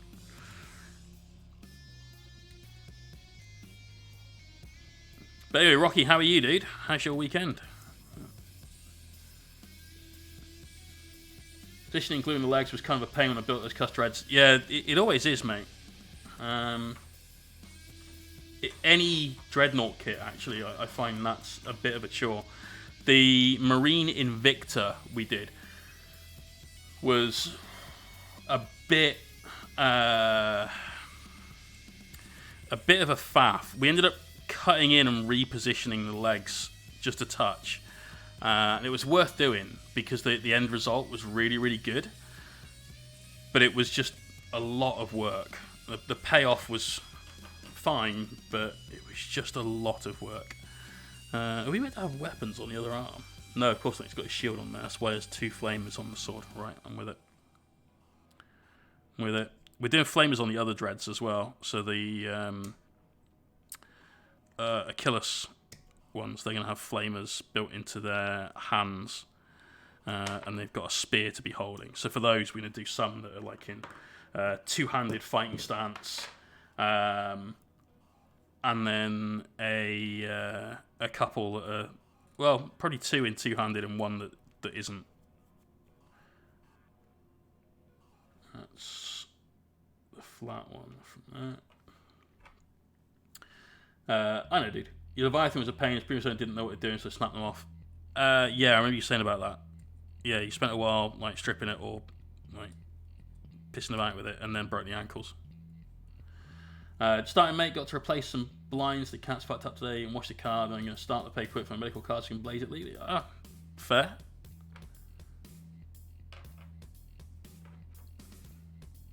Hopefully that all works out.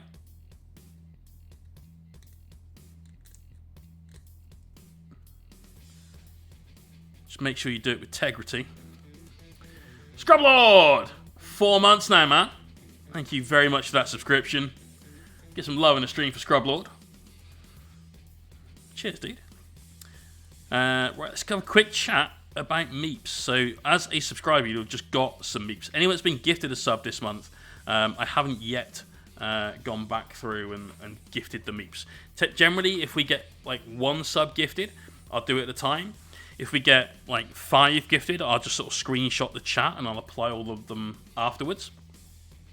We've had some like mad generosity from people this month. Matt from Wooden Spoon was throwing out subs like they were going out of fashion towards the end of last month over the mad weekend stream and the chronothon that we did, which will be back next weekend. Remember, got 2 12-hour streams. Mods, don't worry too much if you can't make any of that. It's fine. You guys did the last one, so enjoy your weekend. But you will all get your meeps ready for the end of month stream, which is the 30th this month, I think. I think it's a Tuesday night. Now, on the end of the month stream, you'll be able to spend your meeps to buy tickets into our raffle for a £50 hobby voucher, which is great news. And you will need to spend your meeps this month, because next month we're going to zero out your meeps. Now, if you can't make this giveaway, it's fine. It's fine, because the voucher giveaway for next month will be on, I want to say the 22nd. So that's April. That's the weekend stream, 24th, 25th. So, yes, it will be on the 22nd of April, the voucher giveaway. Thursday the 22nd. So you'll have that opportunity to spend your meeps as well. So make sure you're here for one of the 2 giveaway streams, or both. Spend all your meeps, because we'll zero them out, because we'll be using meeps to buy tickets to the raffle that we run to win an army. Now, speaking of winning an army, ! Vote in the chat for me, please. We have a straw poll going on at the moment to choose an army that we will paint as a stream. This will run until tomorrow evening. Okay? End of the stream tomorrow. We're calling it. Currently, in the lead, with 210 votes, is the Tyrannid army to be painted. This is a vote that has gone back and forth so many times now. It's been sisters in the lead, Nids in the lead, sisters in the lead, Nids in the lead. Absolute dead heat at one point, and now Nids are back in the lead. We've had over 500 people cast a vote in this. This has been the most answered poll that I've ever done. No, Rocky, you will not be able to. You will not be able to. Got to spunk them all on that voucher, mate. So yeah, if you would like a Sisters army, Crooked Grin, for instance, it's like, kind of want a Sisters army. And if you'd like a chance to win that Sisters army, then you're going to need to go out and campaign, hit up some social media, get your Facebook friends, get your Reddit groups, get your... Jesus, Rocky! Get your Jesus, Rocky. Apparently that's a thing now as well. Dude, what's going on? I just said you can't use these meeps in the giveaway. What is going on, bro? Thank you very much, my friend. We've got subs being given out by the beast that is Rocky Balboa to Knight of Lupus, Pyrex SOA, Decay 2, Zidane, Tazgear, Holtz Transistor, Fin of a Shark, Evan Lee, Brondo, and Ref Minion. All you guys will get some meeps that you can use in either this month or next month's giveaway. If you don't use them in either of those 2 occasions, though, remember, you will lose them. Just bear that in mind. Please be here on either of those 2 days. I'm going to do an email shot out. Did that change your mind? No. You know me, bro. Once my mind's set, it's made up. It's made up. The reason we're doing it this way, and the reason we're zeroing out people's meeps, which I never wanted to do, ever. I didn't think it was fair that maybe like someone's life got in the way and they couldn't make it to a giveaway stream, which is why we've had them rolling over constantly beforehand. The reason that we're doing it, though, is because the other option is that we set up a raffle website and run the raffle through there, which means that anyone that wants to enter has to go there and register their card details and all that sort of shit. Then they will take a cut of the raffle, which I don't really mind. I'm not doing this for like big financial gain or anything. To be fully transparent with you guys, the proceeds from the raffle, if there are any, will go into redoing the studio, essentially. And by the studio, I mean I could do with some new furniture. I've had these cabinets, these shelves, since I was, I want to say like 19 years old or something, so nearly 20 years. They're still in good shape, but they're not the best things to use for all of that. We've got some cupboards down here that are kind of hand-me-down cupboards. I could really use something that is a bit more like bespoke, perhaps, but we'll see what we can come up with. And that's what the raffle is in aid of. I'll tell you what, though, would the chat like to know what my second place prize was going to be? Seeing as Rocky's been hyper generous there. Jan, how you doing, brother? Good to see you. And Dark Angel Chaplain, how you doing too? Australian love and pre-Warhammer viewing as always. We're going to have the stream on when it starts in, what, about an hour and 20 minutes or so. We'll put that in the window just below my face. And we will also, when the video previews themselves are on, we will jump to that being on the main screen and check it out. This time it's going to be some good stuff, I feel. So, well worth it. Get a bit more done on Tank Girl. Nice, mate. Nice. She's looking pretty goddamn good. So, well done, mate. Keep it up. No.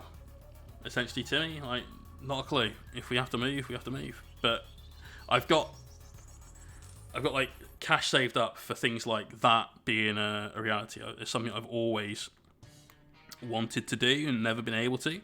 Is have like that oh shit fund. Basically, every time I've had to move, with one exception, in the last 15 years or so, has been because somebody else has decided that I have to move. So either a landlord selling a property, a divorce, things like that, right?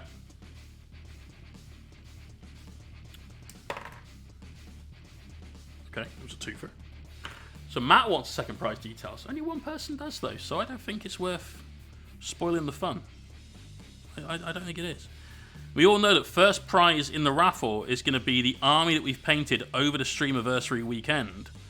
So a painted to a high standard army, currently Tyranids, potentially Sisters. Depends on how much campaigning gets done, I guess, by people wanting a Sisters army. We know that's first place prize. That's it.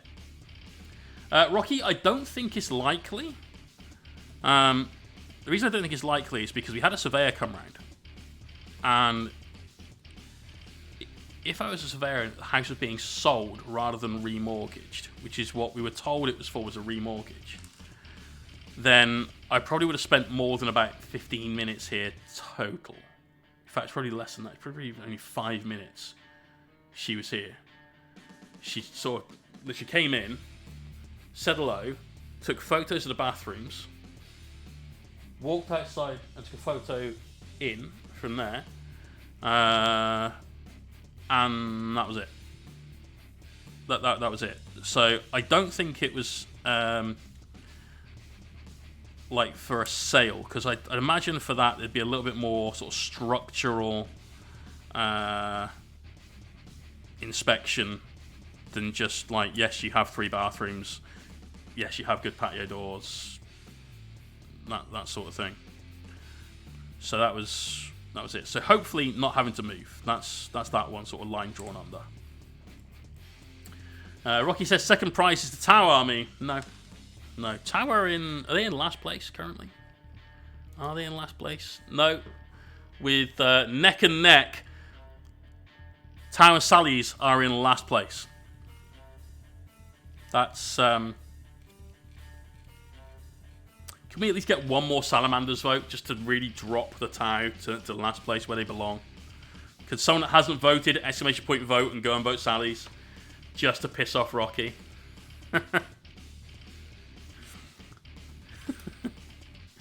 Right, so first place prize. We know what it is. Matt says second place is the second finishing army, but not painted, just in box. So you think that the second place prize would be like whatever army wasn't voted in first. So in this case, currently, for instance, that would be a Sisters of Battle army. Just new on sprue. I mean, that sounds like a very expensive prize. But you've read my mind. That is second place prize. The second place prize is whatever army didn't come first but came in second. Brand new. So 2 people are walking away from that weekend with a brand new army. One of you's getting it painted. The other one's just getting a pile of unlimited potential.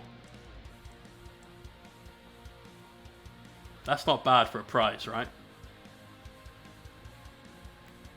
Now there are like we'll say it's stretch goals, right? Little like Kickstarter.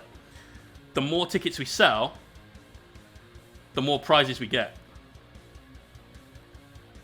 And last year there was a theme for the prizes, which was all about Titanic things. Because we were painting the night. This year, the theme is we're painting an army.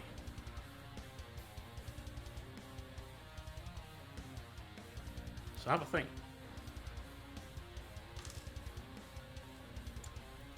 There are many prizes, Matt. Many prizes. One stretch goal, got to be a case to store them in. So I did think about that. And I'm not going to publish like a list of stuff because I feel that takes all of the excitement out of it. Right? There's got to be some unknown. But certainly once we get to a certain number of tickets sold, there might be something along those sorts of lines. You'll have to wait and find out. But that's 2 armies being given away. Now we have got a donated prize to slot somewhere in the hierarchy. And that donated prize is coming from somebody that's currently in the chat. And please check vote results again. Tau losers. Ooh, if we got it. I've refreshed twice. Tau is still at 41. Salamanders are still at 41. Gumballina, you're talking shit. So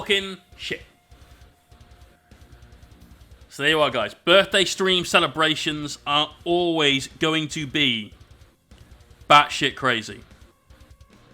They've got to be. How can you not make it a bigger and better spectacle when you have to? Was it your wife's phone on the home Wi-Fi? Because I think the way this thing stops you doing duplicate results is IP checking. So that's not going to work so well.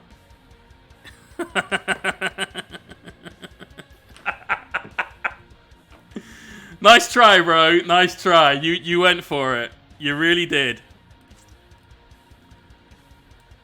Right. Anyway, tomorrow night, this ends. All right. End of the stream tomorrow. That's when you've got until then to get your campaigning done for whatever army you want to see win. Exclamation point social. You'll find some posts on my Instagram. You'll find some posts on my Facebook pages that have got the links to this straw poll, that have got some images you can use to campaign for your army that you want to see moved into that first place slot. I'm going to do another post today, as long as I remember to after the stream before I leave. I've got all the assets ready. I just need to rejig first, second, third place, whatever it might be. So there'll be another one up soon that you can use to push it back. Hippity hoppity, Blood Raven's going to steal some property. Nice. Like it. And hopefully the Nids are winning, says Rebelson. Nids are winning. They are indeed. The Space Wolves list is in a solid third place with double the number of votes nearly for Tau and Salamanders, because that was a fucking epic list. So yeah, you're going to need a lot of help, because the doggos will need to get into first place 131 votes, which is nearly as many votes as the sisters have got. So, yeah, Nids are in first place, sisters are in second, which means that, like we've just said, as we're giving away a painted army for first place, and we're giving away a brand new in-box version of whatever the second army on that chart is,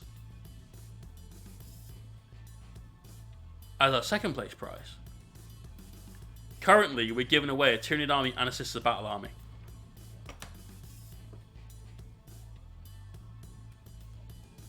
Never seen Jay paint sisters. We have. We did a Hospitaller.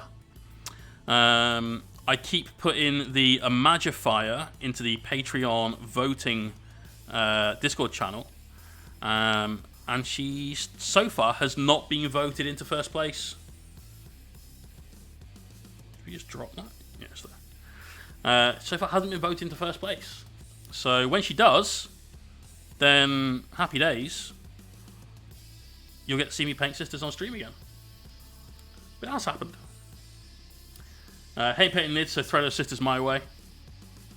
I mean, you're going to have to win the raffle, dude. The raffle tickets will be bought using Meeps. A donation of £5, so £5 English pounds, will give you 10,000 Meeps. If you buy 3 tickets, you'll get 1 free. So essentially, you'll have enough Meeps to buy a 4th ticket. If you buy 10 tickets, you'll get 5 free. So the same format we've done previous raffles in. But it's all going to be handled through Twitch this way, using the bot, using the normal giveaway system. So full transparency. It's going to be cool. And it means as well that with the giveaway system, the raffle system there, you can just draw repeat winners and go down through the thing. Matt, if you can't get online that day, then obviously you won't be able to donate, but it'll be a 2-day thing. It'll be an entire weekend where we'll be streaming for, I'm going to say, a bare minimum of 24 hours over those 2 days. Chances are good that it's likely to be closer to the 30-hour mark, but I'm probably going to do 10 a.m. till midnight, day 1. Don't want to start getting to like 2 in the morning sort of time frames there, because it makes day 2 obviously a little bit more difficult. And then day 2 will be at least the same length of time, if not more. Now, if we finish it earlier, then obviously we can have an early night, which is great. Yeah, no issues. Muad'Dib, there's going to be one that's going up on the YouTube very soon. 5-minute faces. You're the second person to ask that today, so clearly we chose the right time to do faces. So, is it Mikey doing a stream the Sunday morning as well? Pretty sure he's doing the live coffee time that Sunday morning. Reasonably sure of that, in fact. But yeah, there's going to be a very cool weekend. We've got loads of prizes planned to give away. 2 armies being given away. 2 whole armies being given away. Not bad, right? One of these days, I'll convince Jay to a 12-man invite tourney. We're going to run a tournament as soon as we get the go-ahead from my local. Which will probably be July, if I'm honest. So they're expecting to not be able to be open until the 21st of June. And then obviously we need to make sure that it's all good, you know. And then I'll run another tournament. I used to run a monthly 16-man RTT.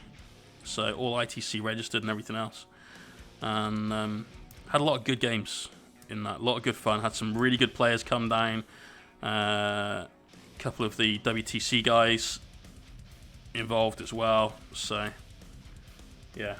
Really, really nice. Oh, it's happening. It's happening at my local. So you might have a distance to travel, bro. But it's happening. Yeah, and merch review. That's it. That's it.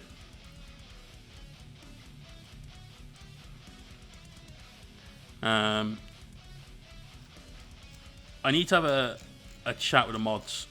I'll put some messages in the mods channel regarding the event, because with the currency thing for that particular weekend,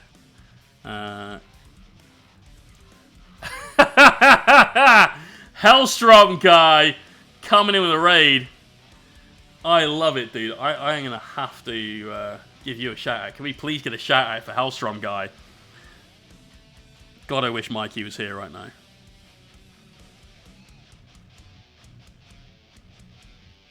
That's amazing. Film it. No, I'll be playing in it. It's not good filming a live event either. I don't know if anyone's ever seen much footage of live events, but normally the sound quality is fucking terrible. Even with radio mics, which I don't have. And one thing I really don't want to do is take the stream rig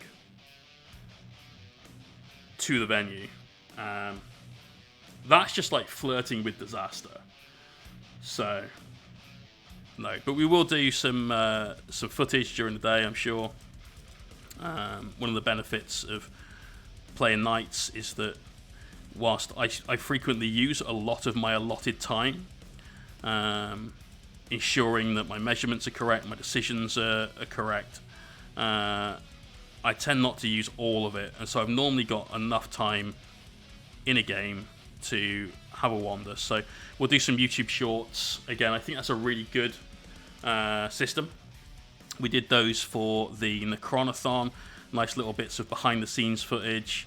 I think that's quite a nice way of doing stuff. Rival Sarah! How are you doing? I'm really looking forward to getting them pigments tested. That'll be a Tuesday night stream, I think. I'm going to build the base for this guy on Monday. Oh, yeah, he's assembled. There you go, guys. All glued in.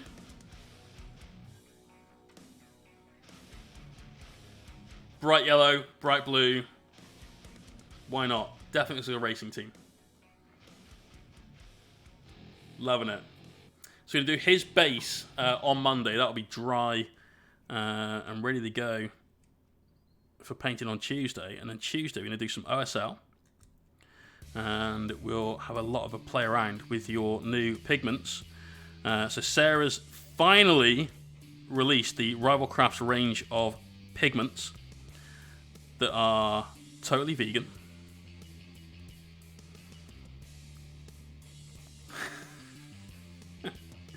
No engine, mate. It's no gun either. They're here, ready for the OSL. I decided in the end not to paint the flux capacitor. I was going to do that glowing blue. But the Orc hides almost the entirety of it. You can see one little arm of it there. Just behind that Gobbo's head. Grot's head, whatever. So yeah, in the end I feel like, well, there's no point in in doing that, is there? Never mind. Right, last bits to clean. Managed to get through these reasonably quickly. The building part could take a little longer. I've got some green stuff on standby if we need it. Frequently, you tend to. Oh, great. I say it's not taking a what. And look at this fucking giganto piece of flash. Let's see if we can clip all of that at once. Most off. Right, cool. That's one of them done. So then have a very quick clean up of the desk, get all these little bits of resin got shot of. Let me start building these guys. Better late than never for a host. Well, hey, it's all good. It's all good. I just appreciate them all the time. Honestly, for anyone that is unsure why everyone is hosting me, it's because it's a really, really good way to support a streamer that you like. The more hosts you get, the more Twitch's algorithm kind of goes, wow, there must be something cool going on here that people want to share. And so we'll share it a little bit as well, and your stream gets kind of pushed up the rankings a little bit. And even a stream with less viewers can get to the front page that way. Apparently we've been on the Twitch front page once. That was how somebody found our stream. And I'm fucking blown away by that. Hadoth1 host, exclamation point host, and you'll get some instructions that will help you out. How many is the coolest part? Oh, and there's painting too. I mean, not today there isn't, but frequently there is painting. We try and get the paints going on. Next weekend, obviously, we won't be streaming painting the Custodes. So the next time you see these guys on stream after tomorrow, when we're doing all of this, but to the Achilles ones, they'll have had a couple of weeks of being worked on by me. So big jump in what they're going to look like. But it's helping me out a lot having the commission stuff on weekends. I know that kind of breaks up the stream a bit, and so it might end up being a little bit disjointed where we've been painting one thing, this dragster, obviously, as an example, for a little while, and then you tune in on the next stream expecting to see that, and it's something else entirely because it's the commission I'm working on. Do you guys find that that's the case? Is it a little bit harder to follow? You let me know. I'm always looking for feedback, always wanting to improve. So things like comments on YouTube videos and stuff really, really help me out.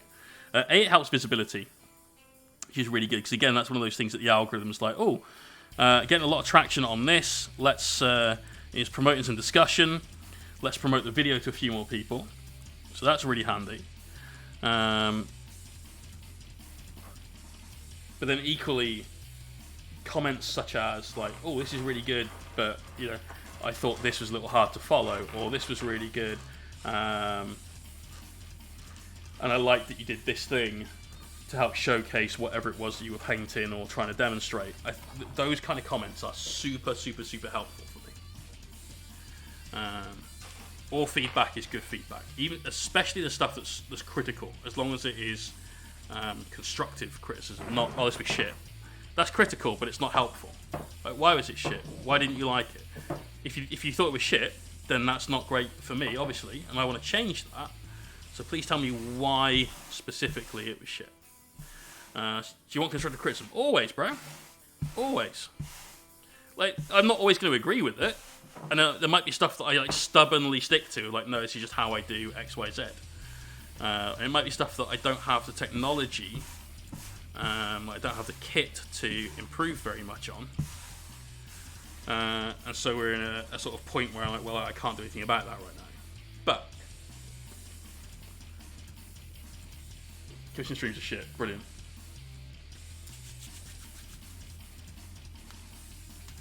Nightmare, just general, like, if there is things that you are seeing that you're like, you know what, I think this could be better, or I don't like the fact you did this. That's kind of what we want. I don't watch what you're doing because I'm trying to paint. Fair. I totally get that.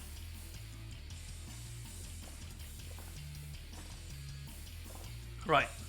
I'm going to put the beer out back screen on. I'm going to be literally 30 seconds or less. Just going to empty this in the bin, fill up my glass of water, and away we go. Won't be long, honestly. Don't go anywhere.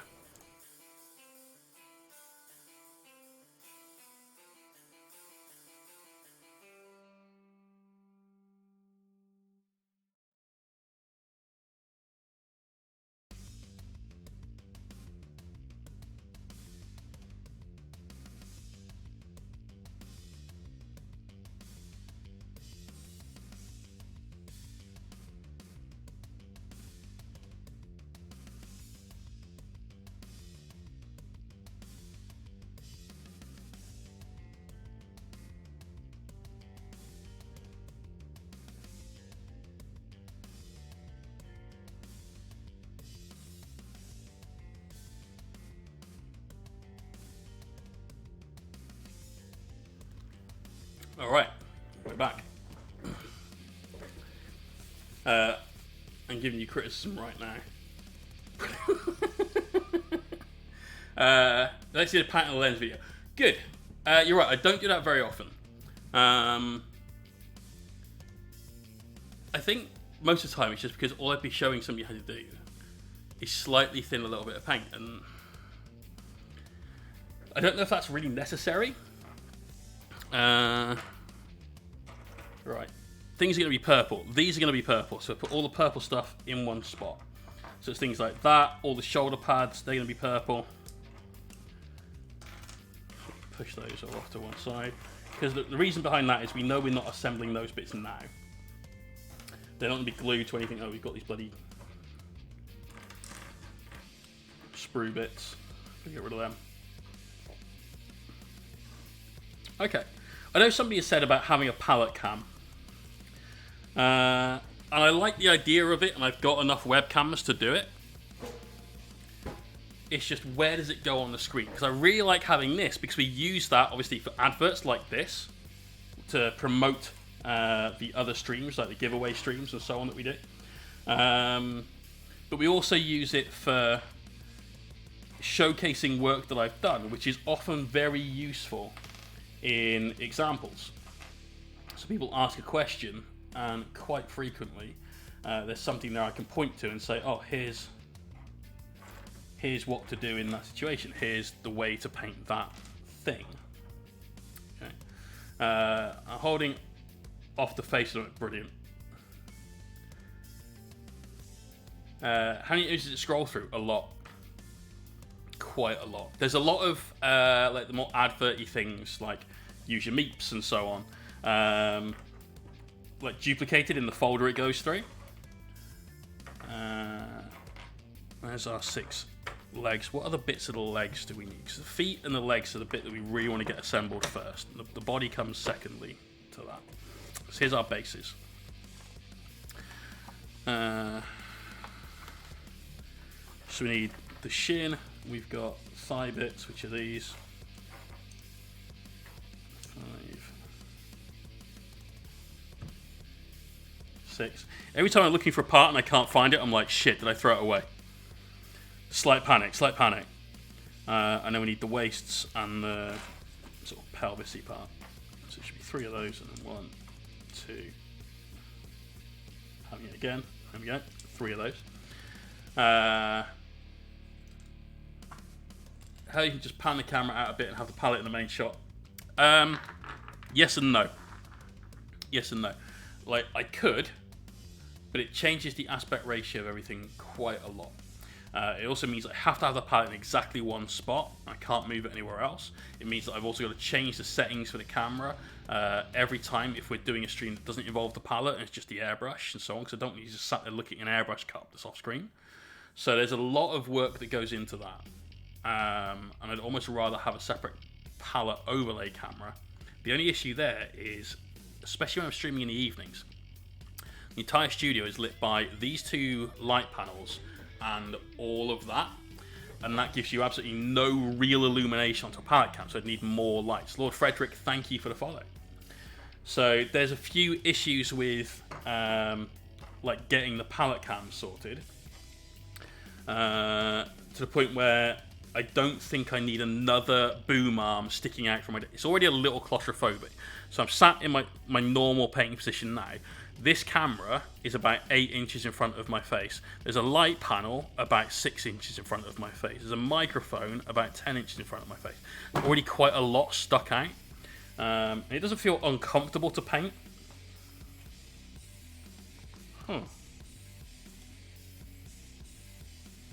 That's weird. Thank God for that. It's in the box. Missing an entire torso. Slightly fucking worrying.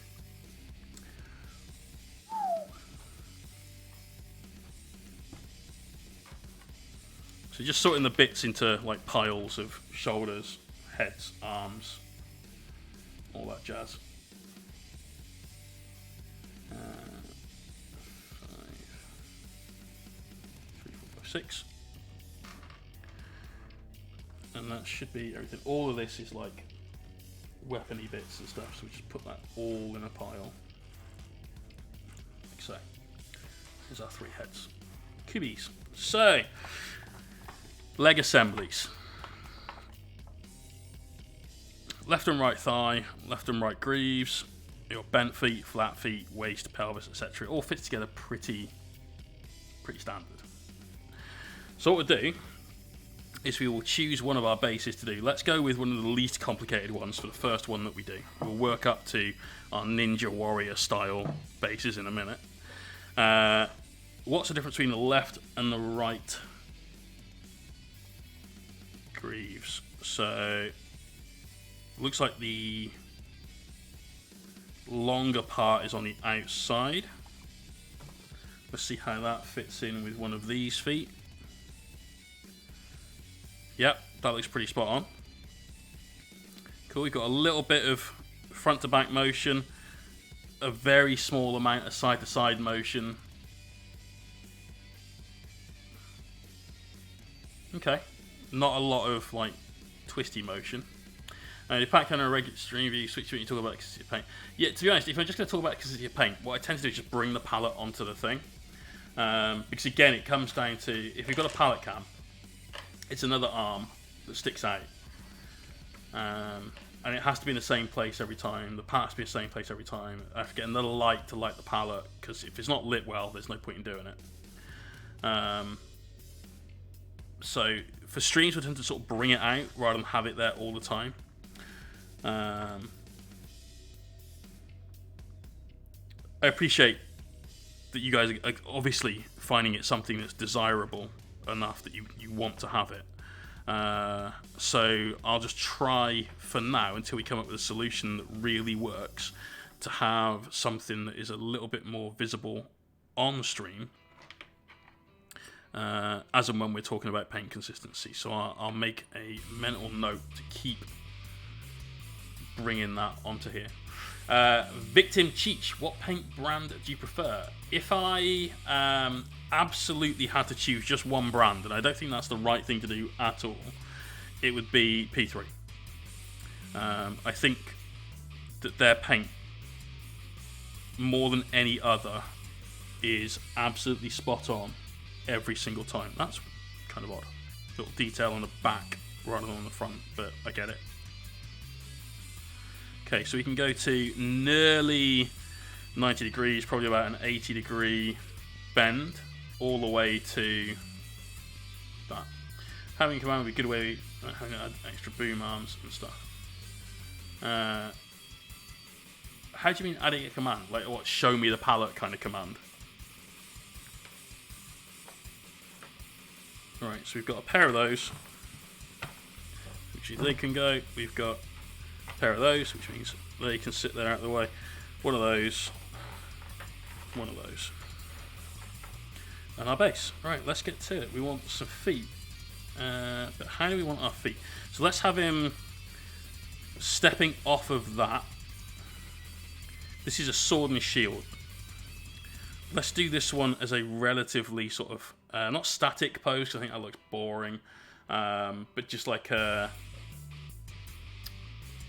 like ready stance, like fighter's stance kind of pose. So we want the knees ever so slightly bent, so it looks like he's, you know, in a position where he can move quite easily.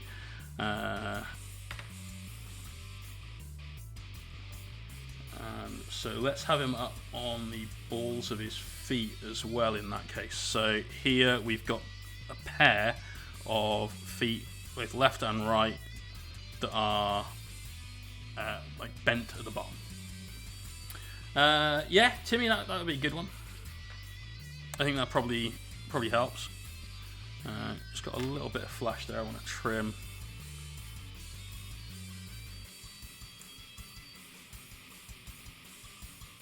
That will do just fine.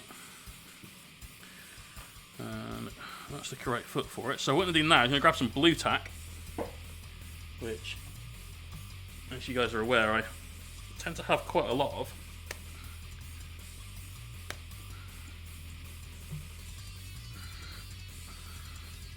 And we'll just get a rough idea for how we want this guy to look, using this in the joints. And then once we're happy with it, then we can glue it. So if we ball that in there, and obviously this does pad the joints out a little bit, so it won't look exactly like this when he's done. But I'm thinking that foot can go on here. You see he's ever so slightly bent forward there. Then we have this bit that'll sit in ever so slightly backward from there. So he's got that nice bend in the knee. You get a bigger workspace. That's the key to all this. So I have wondered about that with like the studio remodel. Is it time for a new desk? Was the thought, and possibly. But I don't know exactly what or how I would want to do. There's a lot of thought that's going to go into that. Right, so that needs to be back a little further. How does this... that would sort of sit on there. What I'd really, really like is the other foot to be in more of a forward position than in being like in like a boxing stance where he's sort of back, almost equal weight distribution on his legs. We don't really want that. Ventress, hey dude, sent you an email, hope it's okay. It's always okay, bro. If it's for a commission, I'd love to work with you, mate. We've been trying to hook up some sort of commission for... God, I don't know how long. Was it before I streamed, even? Yeah, I don't know. I've got an L-shaped desk at the moment. Unfortunately, this side of things is like all of the stuff that I need within easy reach. And then we've got paints and everything here. But I've been thinking about having a U-shaped desk with essentially a monitor that would sit in front of where I am that just showcases the stream and so on. But then turn to this side where I've got another monitor and stuff there. The reason this side rather than this one is because it's a little bit more out of the way. I tend to spray from this angle, the airbrush, so that obviously puts a lot of dust and crap that way. So it's definitely something I've thought about. It's been about 2 years, yeah. So that's potentially part of studio remodel. It also means I can put this desk out in the garage so I can chill out and enjoy a movie in a bit more comfort than having a screen on a shitty old table about 6 foot away from where I'm sat. A tiered desk, that's a very possible thing as well.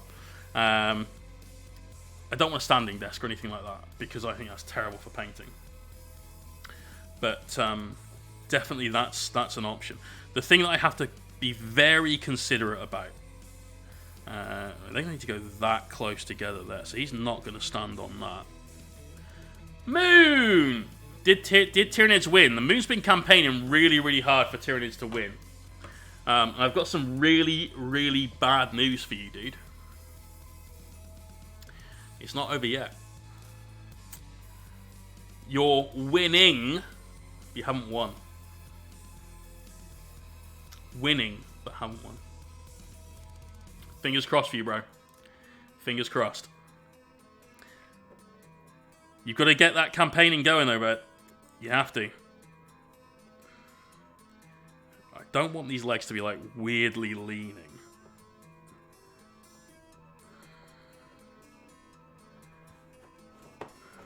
We go the other way.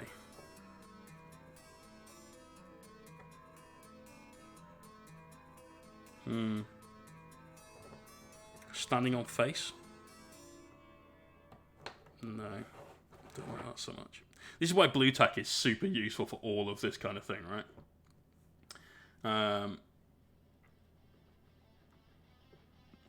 That's genius, dude. I love that. Yeah, live neutral and all that. Right, first off, here's my mask. That gets worn whenever we're not on stream and we're airbrushing. Whenever. But on stream, I tend not to. Unless it's like marathon fucking sessions, in which case, yeah, we do. I think that's probably the best bet, is that puts up. There's a little extra bit of surface here. So, there and there. Daddy! Cheers for that sub. And now we've started another hype train. We've had donations, bits, and probably somewhere in the region of like 25 subs throughout the week. No train. And then bam, train. I don't know how you'd have seen me be lax on it, because I only wear it when I'm not streaming. So I'm not sure where you're coming from with that one. But you definitely fucking haven't. Victim Cheech! Dude, thank you for that. Getting us past that level 1 hype train. Your first sub to the channel as well. Much appreciated. Right, let's see what this looks like with the pelvis on. Yeah, boy, says Danny. He's getting the cheers in. Oh, now the hype train's leaving the station. Right. When I say I only wear it when I'm not streaming, do you think that means that I don't wear it when I'm streaming? Because that's exactly what I mean to say. I don't wear it when I'm streaming. I did wear it during the Necron paint the other weekend. I was spraying a lot of metallics. That shit's bad for your insides on an entirely new level. I don't wear it when I'm streaming. It's because I don't like a barrier between me and the audience. And too many sprues! Timmy is going hyphy over here. Dirty Jack, Gregarious Chan, Blue Bush, Malahad, and Sixy LaFlo all being given subs. We're on a level 3 hype train, and we're halfway through. This is awesome. Absolute legend, mate. Thank you very much. Choo choo indeed. Choo choo. Right. Let's get those in there. Reattach that. Love it. Thank you very much for those subs, dude, and for the support from everyone else as well. Absolute superstars, every one of you. Right, I think that is a little static. But we'll do this one with the sword and board in like a fighter's stance. So shield up, ready to go. I think shield's on this arm, isn't it? Yes, the shield is their left arm. So it'll have the shield up in a defensive position and the sword sort of next to it, ready to like go through gladiator, Spartan style, whatever you want to call it, I guess. It gives us plenty of view from above so far. We can see all the details in the base. This is good. We've made some use out of the other foot, so it's stepping up onto the a little bit of terrain there on the base. That looks okay. We're alright. That's the plan, Nightmare. Whether the arms allow me to do that or not is another thing. We know that the hand kind of doesn't. For a thrust, you'd have the hand more sort of like that at the wrist, yeah? It's like pointed forward rather than like straight up. So maybe it'll be like just getting ready for it, because I'm really not going to be like chopping this or rebuilding a wrist joint or something. Because if you rebuild the wrist joint to have it of more of a wrist, you got to bear in mind it probably isn't meant, like in the fluff, if you built this dreadnought, it probably isn't meant to actually have that motion. So, you know, but having one guy that's kind of static, the other two being on more of the Ninja Warrior basis, where it'll be feet here and here, or like this fucking 3-tiered one that we've got. Not that he's going to have 3 legs. Way. That's going to already be a thing on those. So we'll try and keep one a little bit different. You're going to grab a fresh tube of liquid. Pearl Jam! Cheers for that host, dude. It's a mecha. Physiology rules can be bent. For me, it's more the fact that you probably wouldn't have built that much motion into it in the first place. Not that it's going to hurt his wrist. Wrist will be hidden by gauntlets, right? No, that's it. The wrist that you see there. They have a little of this like bracer thing, but there's probably not a lot of movement out of that. Where's the part? Is it one of these? It looks like one of these. Yeah, that's a shield side, which makes that the sword side. So,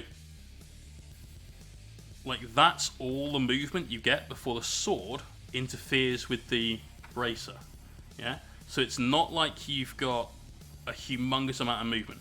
If this will turn, which is possible, then we can get to that, which isn't so bad. Like, that I'm okay with. But certainly, as soon as you go around, it's got to be there. It's very much almost a 90-degree build. And that's why I'm saying that that's possibly not on the cards. As much as I would like it to be, just the reality of the way this thing is created and the fact that, well, to be honest, frankly, I'm not being paid to convert the fuck out of it, means that there's a limit to how much we're going to get done on it. Speaking of getting things done, the Warhammer stream is going to be live in about half an hour. And no offense to the guys. Well, actually, fuck it, a little bit of offense to the guys. I find Adam Troke one of the most boring possible people to listen to.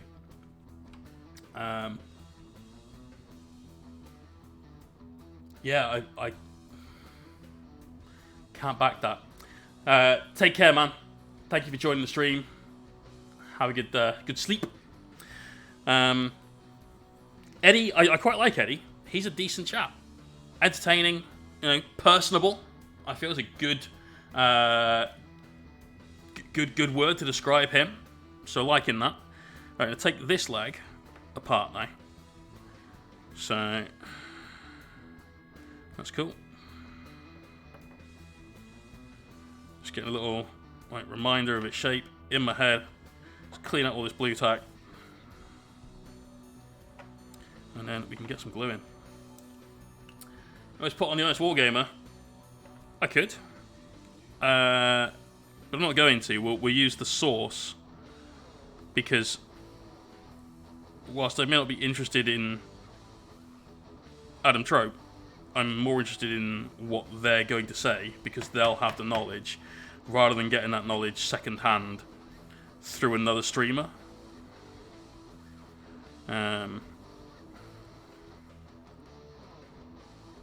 So, yeah. Nothing against Rob and the boys, obviously.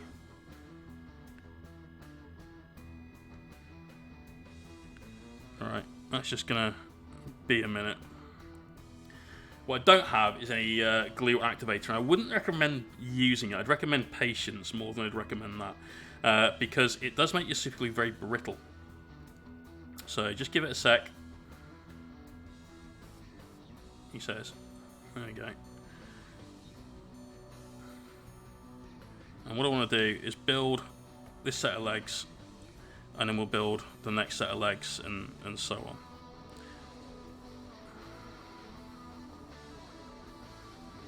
Just get a little bit more glue up towards the top of that. That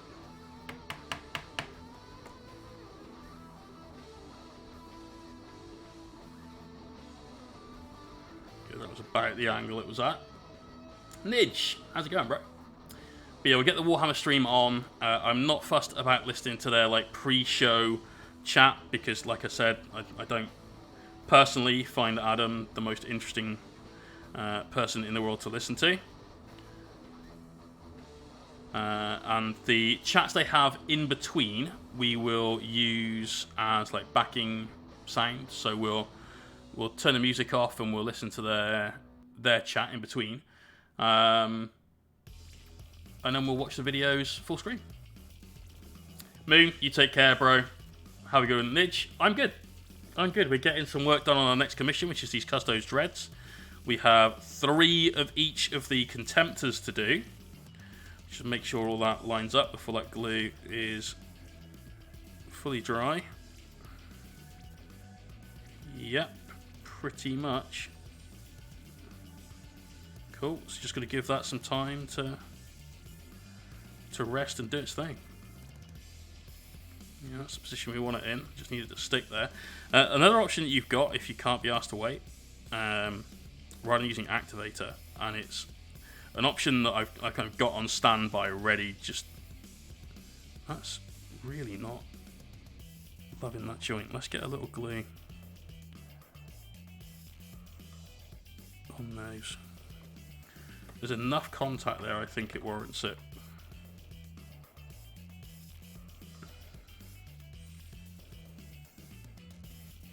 But yeah, you take a little bit of green stuff and you put super glue to either side of the green stuff and use that inside the joint, and that fully pads the joint out that way. You'll get 100% contact as it squidges between the two bits of resin. And it helps you get a slightly stronger joint, but it obviously does pad the joint out a little bit as well. Not a lot, but just a touch. And so it might be something that you don't want to do. Right, that is basically in the same position. So let's again clean all this off. And then when this leg is just allowing that glue to cure, get it fully dry so there's no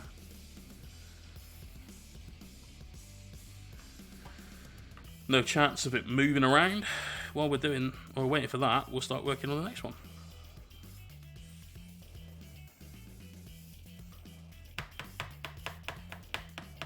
Drought Mystic, I have had to pin quite a lot of a mini, but I've never had to fully pin one. That's fucking awful. That should never be the case. I certainly don't want to do it with these. I really, really don't want to do it with these. And I shouldn't need to as well. Like, Forge World is occasionally not optimal in terms of its quality and the consistency of build.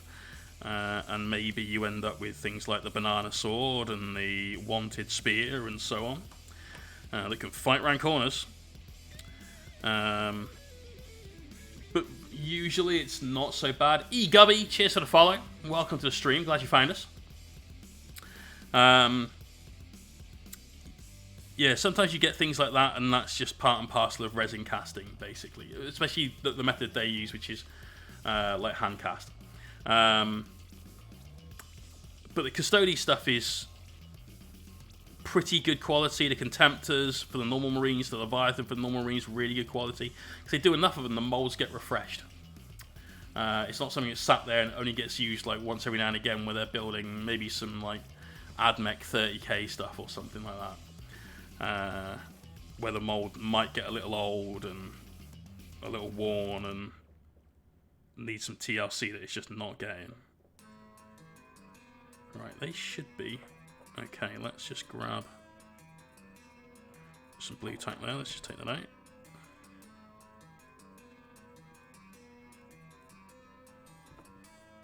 The fuck is that? Oh, okay. A flash on the inside of that joint. That's not going to help us get a solid bit of contact, is it? But yeah, a lot of the time the Forge World stuff, the Marine stuff, the Custodes stuff, is solid. Because you see it a lot on the tables. Think it long before I start 3D printing parts? Games Workshop already do 3D print parts. Oh, wait, do you mean like 3D print straight to a customer? I don't think they will, because what I'd love to see, and this is something that Mikey and I have talked about on the Hellstorm show on a Monday night, is having their catalogue of parts. So like, I need this part from this Custodes Dreadnought, able to just be printed as a 3D printed option. I don't want them to ever sell the STL files, because I'm not like super protective of GW, but it's a company that makes a game that I love. It's a company whose minis I make a living out of painting and streaming and creating guides for how to paint and so on. So I feel a little like protective of it, because indirectly Games Workshop gives me an income, right? And I've always thought that forgeries, which is exactly what happens when you get a recast miniature or a 3D print clone of a miniature, are absolutely one of the worst things that the hobby could ever have. I hate it. I hate people that think it's okay. It's not fucking okay. It's like, oh, but they're so expensive, so it's alright. No, that's not the way it fucking works. Get a job. Get 2 jobs if you've got a job. Get a fucking Saturday job so you can afford your plastic or resin or whatever. But that's kind of besides the point. So I don't want to sell the STL files, because as soon as they do, it becomes very easy for all of their catalogue to be bought and then 3D printed across the board. And I really don't like the idea of that. But I'd like it if you go to, let's say, like a third part of Games Workshop Forge World, and then like GW Bits or whatever. And you could go there and they've got the full catalogue and go, right, I need one of these swords, please. And you just buy the sword. Is it good for the company from a perspective of, well, they would normally sell a whole kit for someone to get that sword?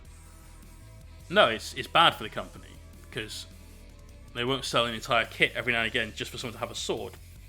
But in the long run, I think it'd be good for the company, because they get a lot more people buying one sword that wouldn't have bought an entire kit's worth of stuff just to get that one sword. They just flat out would not have even like considered that as an option. It's just got to be that way around, right? Yeah.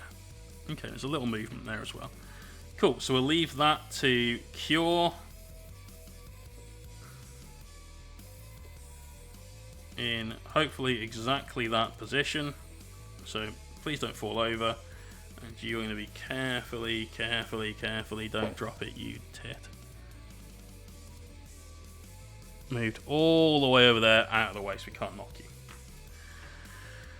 Right, next up, what we got? This guy. This guy's going to be fun. So I want him stood up on this, down on this. And let's get, that's one of that leg. That's one of that leg. It's great customer service. It is. It's absolutely good. Just said hi to Chris. He's surviving. Says hi to you, Jay. Surviving. He's been going for a few hours, right? That's... Wait, he didn't start yesterday, did he? He starts today and goes into tomorrow. Yeah? Oh, dude, I know, but we're not tuning in until like a couple of minutes to 2, because the last thing I want to hear is fucking Adam Drake. Just not at all, in fact. Right, let's do flat foot on this one, I think. And we'll build back from there. So we need, that's left leg, most likely on that, which will be that foot. And we want probably one of these as that foot. The question is, can we, like, we might be able to get that pose. That's more likely because of the way that these capture the ankle joint. So we'll see. Save the day and play Super Vet. Dog just ripped claw. Shit.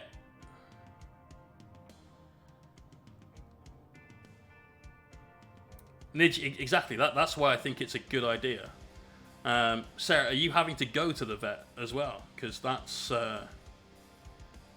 sounds pretty rank, actually. I mean, not good for the doggo. Start today, I'm going to start later. As I said, it only starts as soon as paint touches the model, and all of chat agree.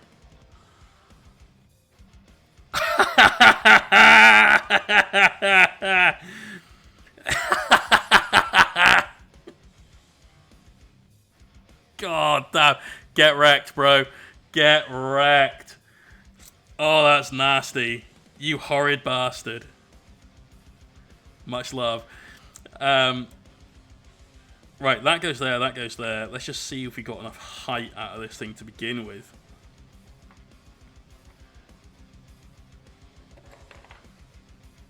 Fucking spoon.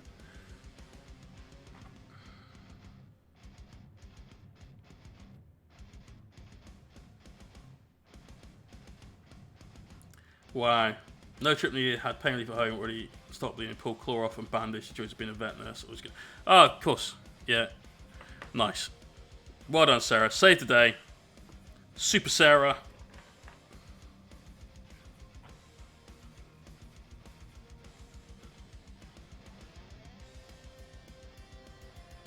That's the right side. I love Dreadnoughts. I think Dreadnought's one of the greatest things about 40k. But getting a full Dreadnought army that is actually good is... I still feel impossible. Right, that, with a little bit more of a bend in that knee, lines up. So we've got about the right height on that, so we can get him stood on this. This is good. Yeah, we can lean that one forward on the base as well. Yeah, liking that. That's pretty cool. Let's get the pelvis on there just to make sure it all matches up.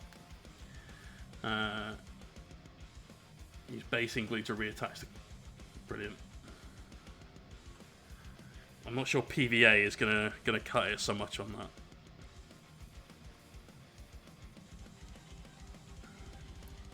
that. Danny Tubbs, you want a special point vote?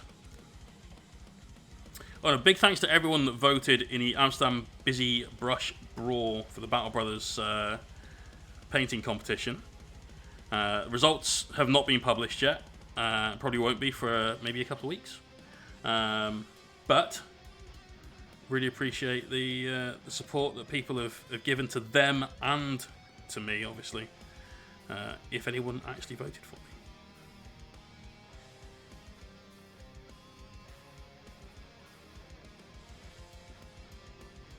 Okay, so that is good. We've got a slight bend in that leg, which is good. Prefer that to a locked knee.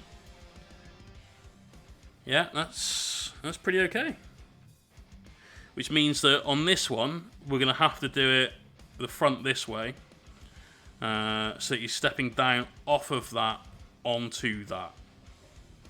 Now, otherwise we'll have loads of people like going up and no one going down, and you know, it's going to be a pain. Right, I'm keeping an eye on the clock, don't worry.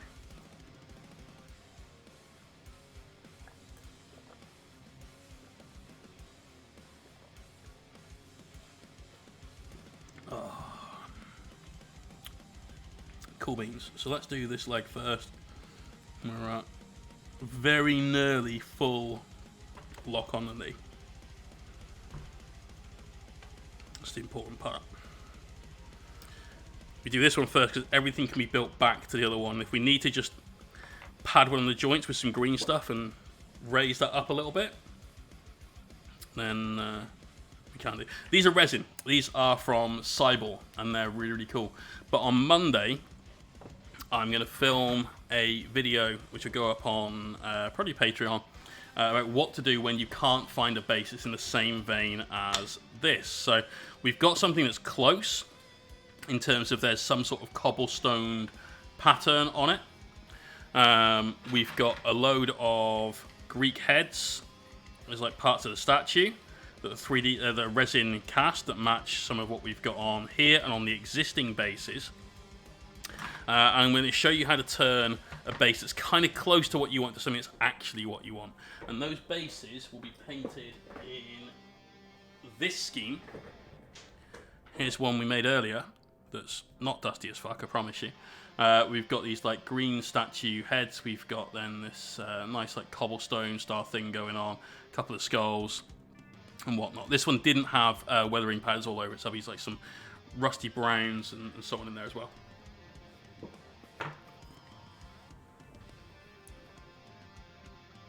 Right.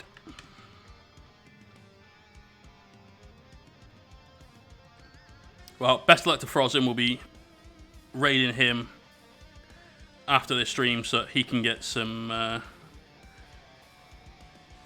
extra oomph to get through. 24 hours is tough. Starts off pretty easy, to be honest. Like, God, I don't know what the hassle is, and you realise that you've been streaming for only like 6 hours. You know, quarter way through. Zaka! How you doing, bro? Calling a wow on the stream.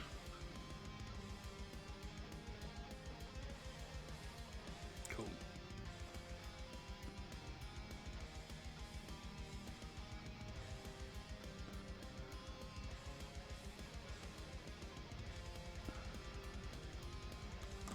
And then this one, it was not quite full, so that would be full. So about there should do us. You're gonna loot the stream. I mean, there's not really much loot to be had, to be honest, dude. Not sure, really, what you're hoping for. You might even be the flashiest git here. Day Tubbs, how's your week been? I've been super busy this week. Haven't managed to catch much goings on. Week's been good. The week has been good. We finished off the Blood Angels commission. That's ready to be shipped out on Monday after I've taken some photos of it. We've done a load more work on this. We've got all this assembled now. So our crew, the driver and his co-pilots, we've got all of this part done. We've just got the shock jump part to do and the gun to attach. But they need some OSL on them. We've done a little bit of work on Reikenor, who is the other mini we gave away last month. Just got everything assembled, got him nice and primed, ready for a lot of work. And we're going to paint this guy in a slightly different way to how we normally paint. We're going to do a lot of pre-shades on him to get him looking spiffy, basically. We need to do a fuckload of getting white down as a value layer, and then we're going to come in and glaze through the airbrush to hit every single part of it with colour. It's going to be very vibrant. I don't want to take like rich greys, red and blue, and just copy it.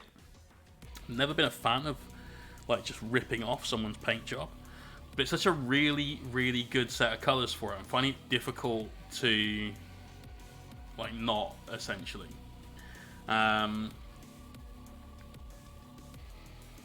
The base I want to do in that kind of creepy turquoisey, like slightly desaturated colour. That's the plan for that. I haven't really got much of an idea beyond that. There's another little bit of flash there I want to clean just a touch more of.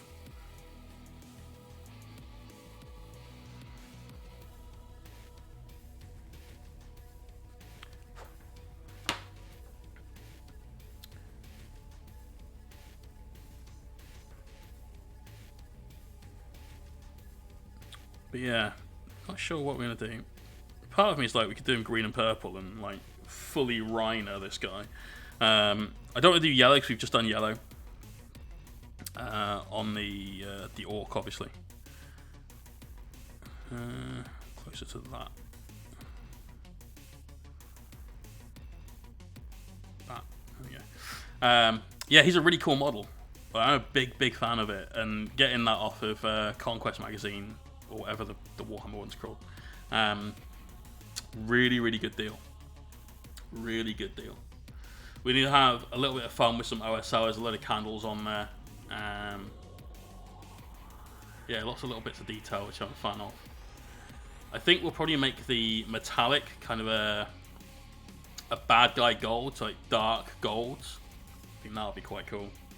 Slightly different to how we normally do things as well. With the good guy gold recipe, we use the brighter stuff. Yeah, looking forward to painting him. Very much looking forward to painting him. Right, this flag needs to be nearly full extension the other way, so nearly at vertical.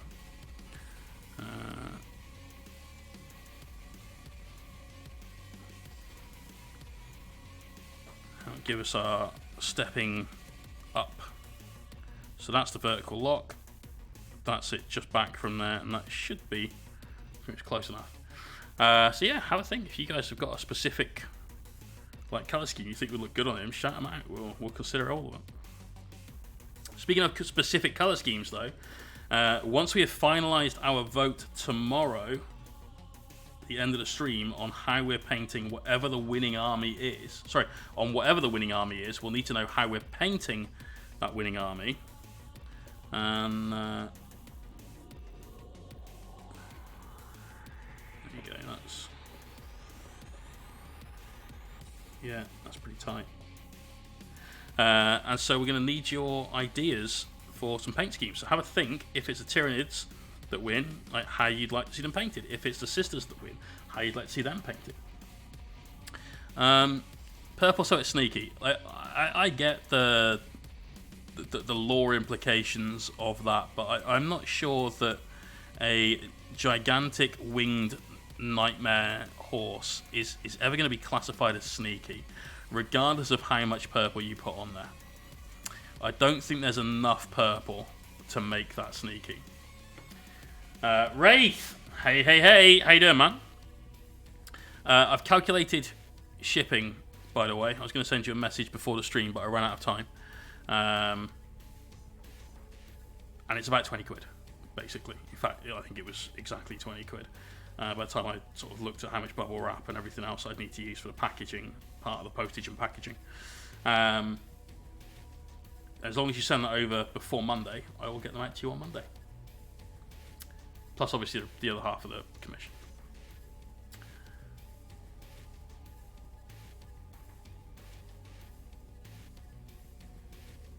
I'm definitely neither adding orcish glyphs to it or sending it to you. That's somebody's prize from last month, I'm afraid, dude. So you can't have it. It's theirs. You'll have to loot them, not loot the mini.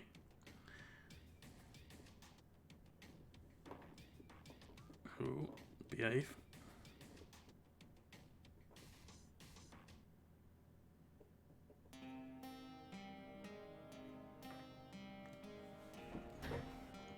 Perfect. Yeah, that's exactly how I wanted it. Good stuff.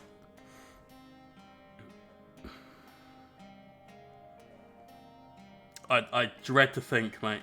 Dread to think.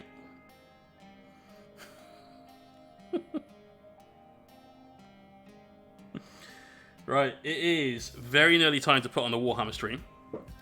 We know there's some Sister stuff. We know there's some Admech stuff. I think they said there was some Titanica stuff. So yeah, lots of cool shit coming up. I'm gonna go and grab their stream, put it up on the second window. Just knock off the volume for a bit, and there you are. Let's just double check that this is all in the right place. So fortunately you can see neither of them, but it is centered in the middle of the screen. So we just keep an eye on that, and as soon as we get a video for it, we'll switch over to having that as like almost full screen. We're going to miss a little off the one side, but that's, frankly, with this monitor, that's the best we're going to get at the moment. Heading here for this game, basically Dread Bowser, undead Bowser with lava bases.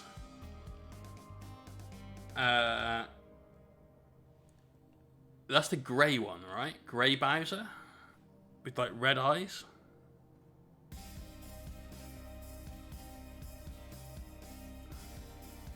I think, at least. Right, this lad next. So stepping off of this, down onto this. Is that grey Bowser with red armor plates? That could work. That could work for Nids. Definitely that could work for Nids. So using this foot again, because we want the...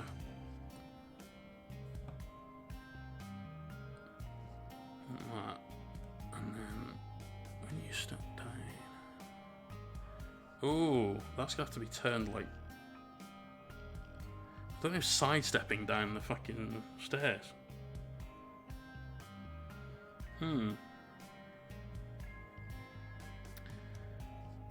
So, other option, which I thought about originally, wasn't necessarily in favour of. Isn't there already a high fleet that's kind of like that? Bone-coloured and red armour plates. That's the old one that GW had as their way, like a long time back.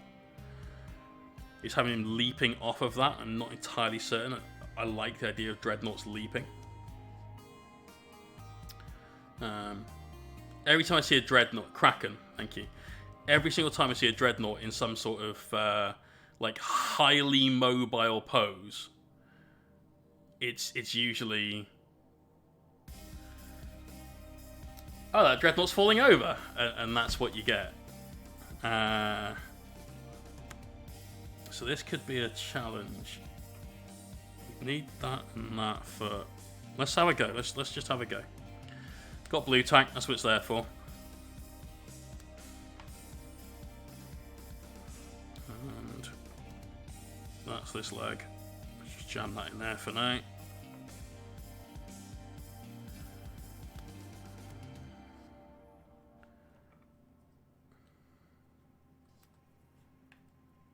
That's for this one. Right, must be nearly there. A couple of minutes away.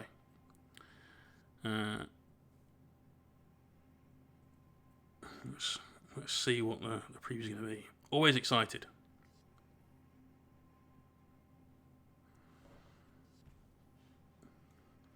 Death of Hope Trail had a World Eater Contemptor in full sprint, which I thought was pretty cool. Might have done. I don't remember. I remember watching that and going, I don't really like this art style, and so I didn't watch it again.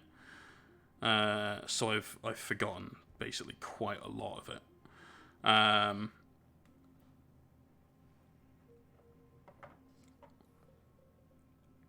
Yeah, it sounds super harsh to the creators, but I just didn't like the way it looked. Parts of it was sick, like really, really sick. The story behind it I thought was brilliant. I love bits of it, like the old... Oh, shit. That's a long way up. To have to do that, he's going to look like he's tripping down the stairs because his legs are too long. Or this one's too short, at least.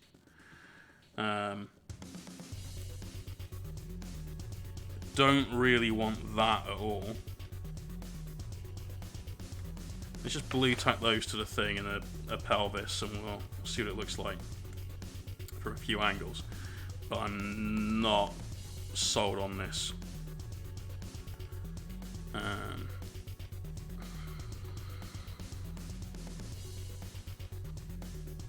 Get in there, you fucker.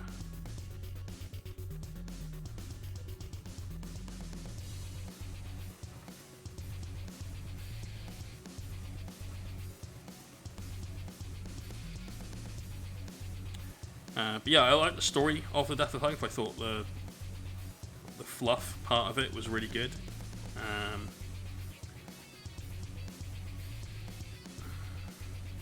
Christ, that looks bad. Get some tack under his feet.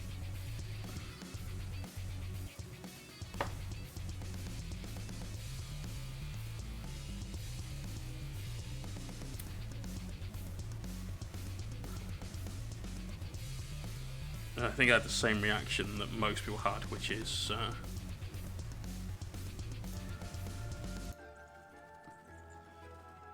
alright, let's see. This has got to be Cursed City.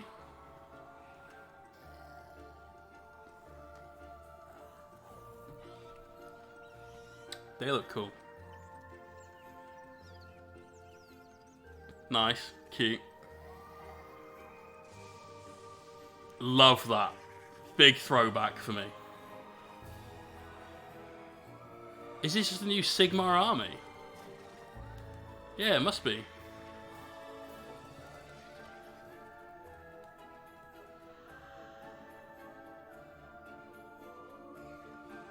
Like Warhammer armies, vampire counts.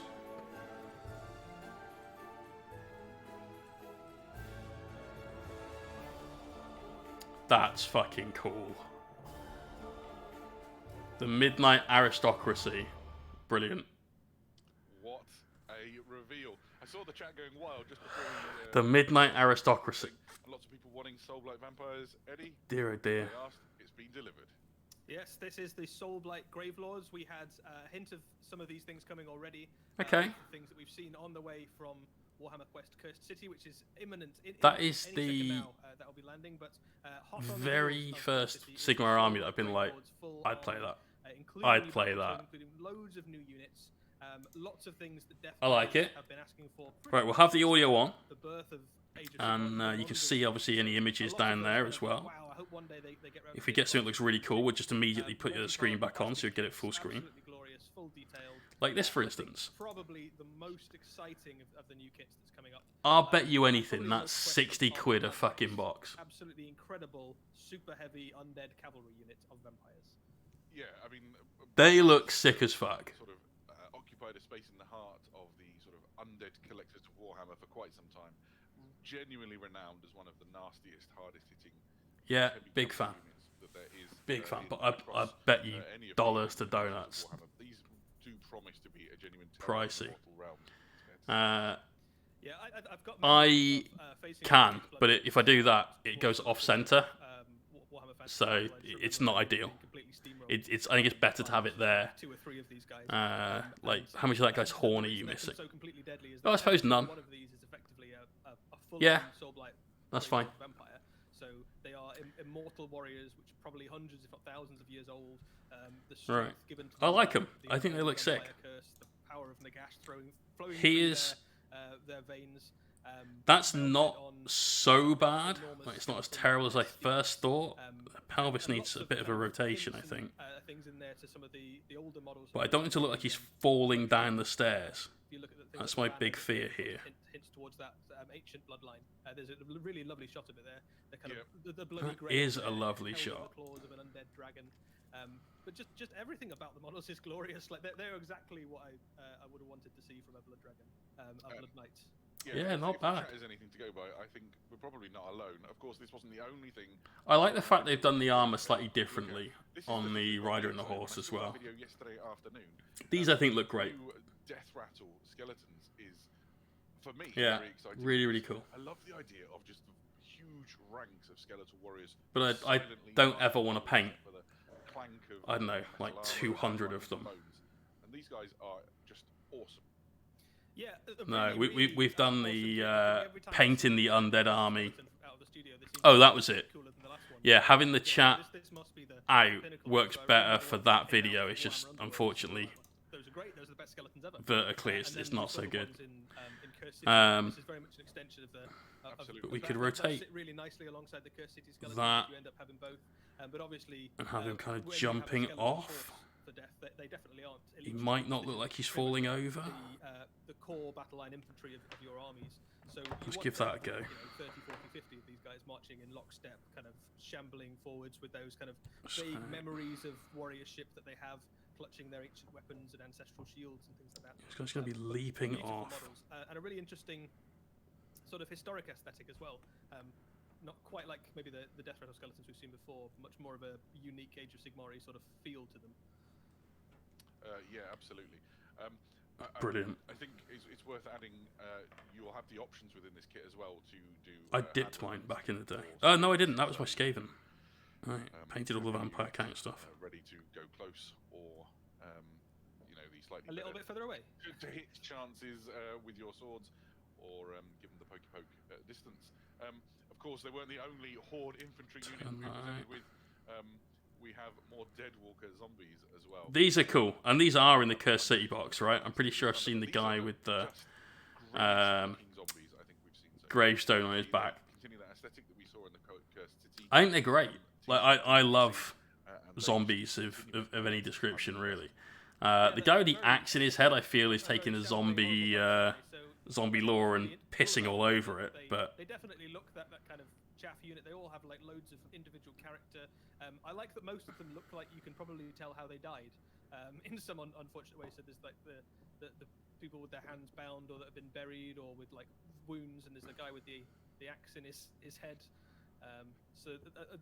Just a really fun unit, and also one again that's been asked for. I don't know. I don't mind the gravestone miniatures that you thing. can buy currently in It looks the weird, range have been but doing service for Warhammer for about 20 odd years, I think, at this point. you know, Certainly due an Warhammer cares not for your zombie lore.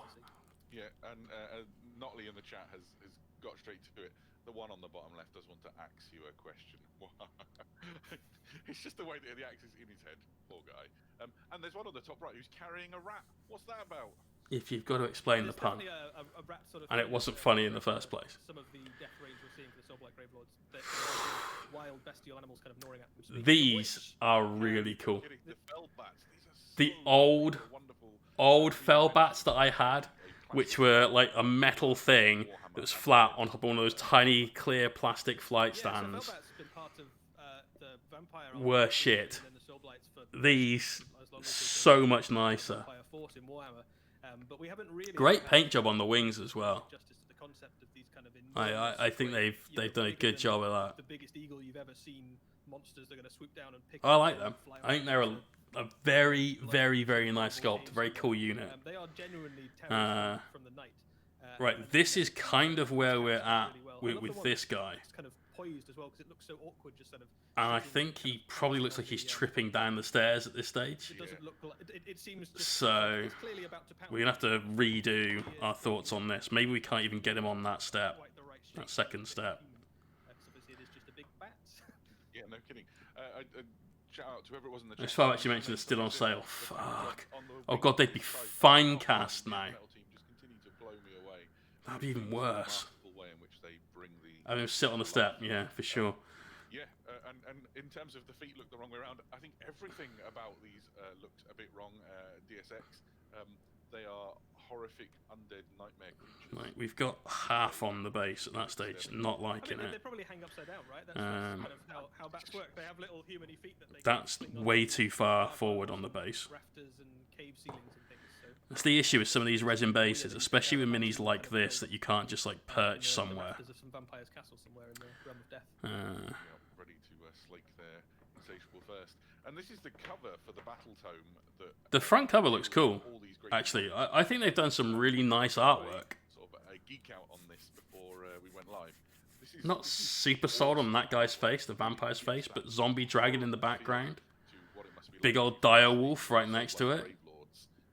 But yeah, that's sound. I absolutely love it. I think it's my favourite battle tome cover of Age of Sigmar so far, and that's saying something because there's been some absolute Good. doozies. Like the Ideneth Deepkin one, I think was probably my favourite up to this point. But everything about it's just perfect. I still like the Exactly fourth how ed I imagined Vampire Counts book. The Soulblights would be. You've got the kind of shambling Really, ranks really good of art in that. The skeletons. You've got the even more shambling and rotting ranks with the kind of flies and stuff buzzing around them, and that kind of half-dead direwolf you can see behind him. And then the vampire himself looks sort of noble.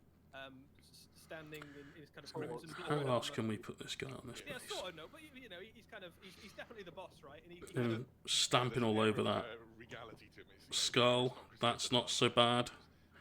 It's a lot less Ninja Warrior. There you go. I'm going to describe it as somebody in the chat just did. This is fantastic artwork. Yep, I like it when you help me out with the puns.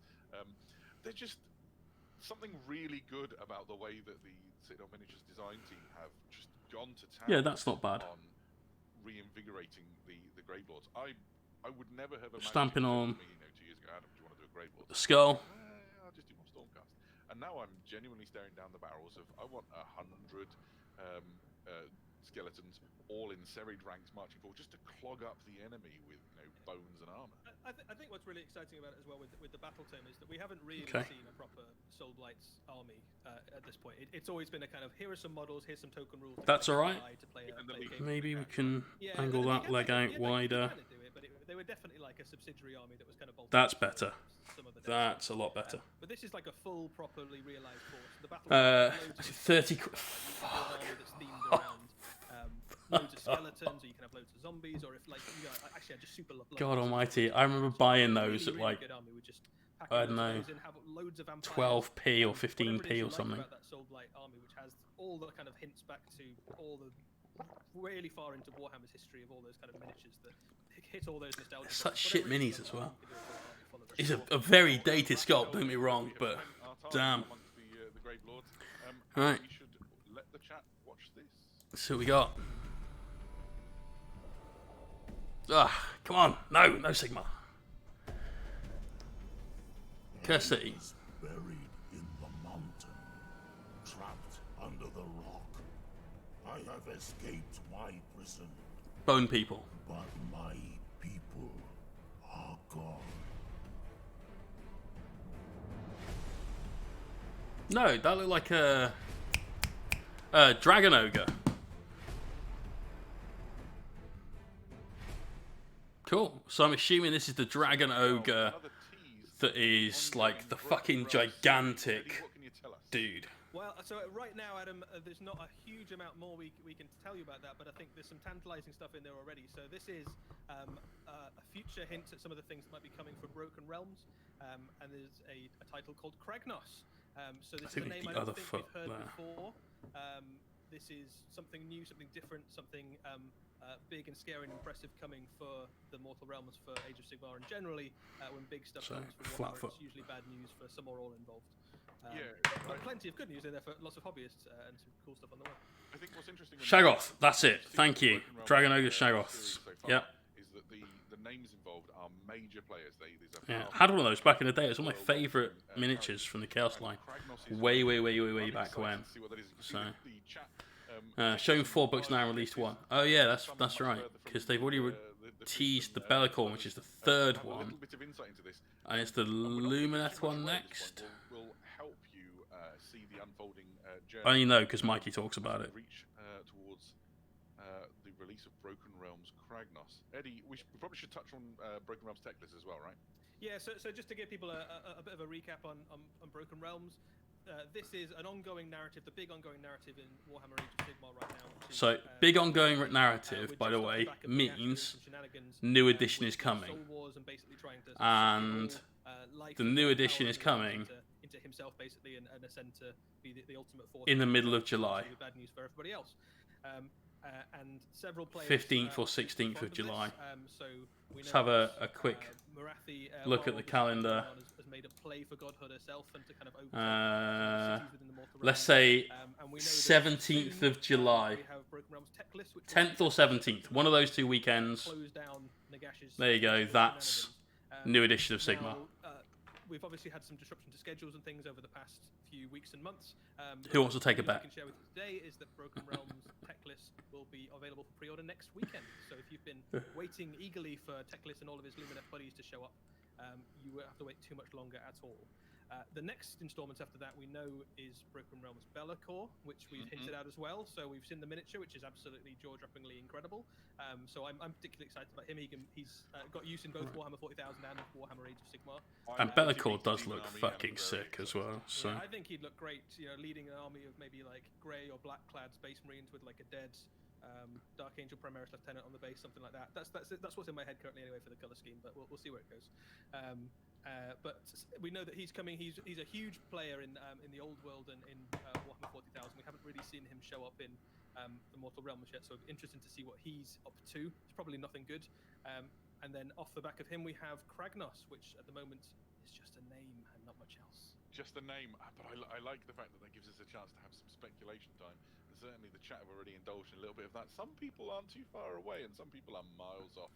And I'm not going to tell you who is who. I like it. Of course, we are not done with our time here in the Mortal Realms. There is still Warhammer 40,000 and some Necromunda to come. We have one This was a more bit of a filler. sort of, Yeah. Warhammer Age of Sigmar centric topic to come with this reveal right here. So Curse City. Oh, okay, cool. I like the minis they've done for this sort of stuff. So we've got Bone People for Curse City, not Curse City, for Underworlds. And the first drastically underwhelming set of minis I've seen for this game, in fact.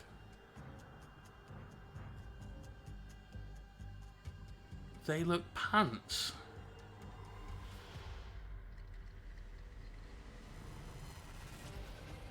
This guy looks cool, but...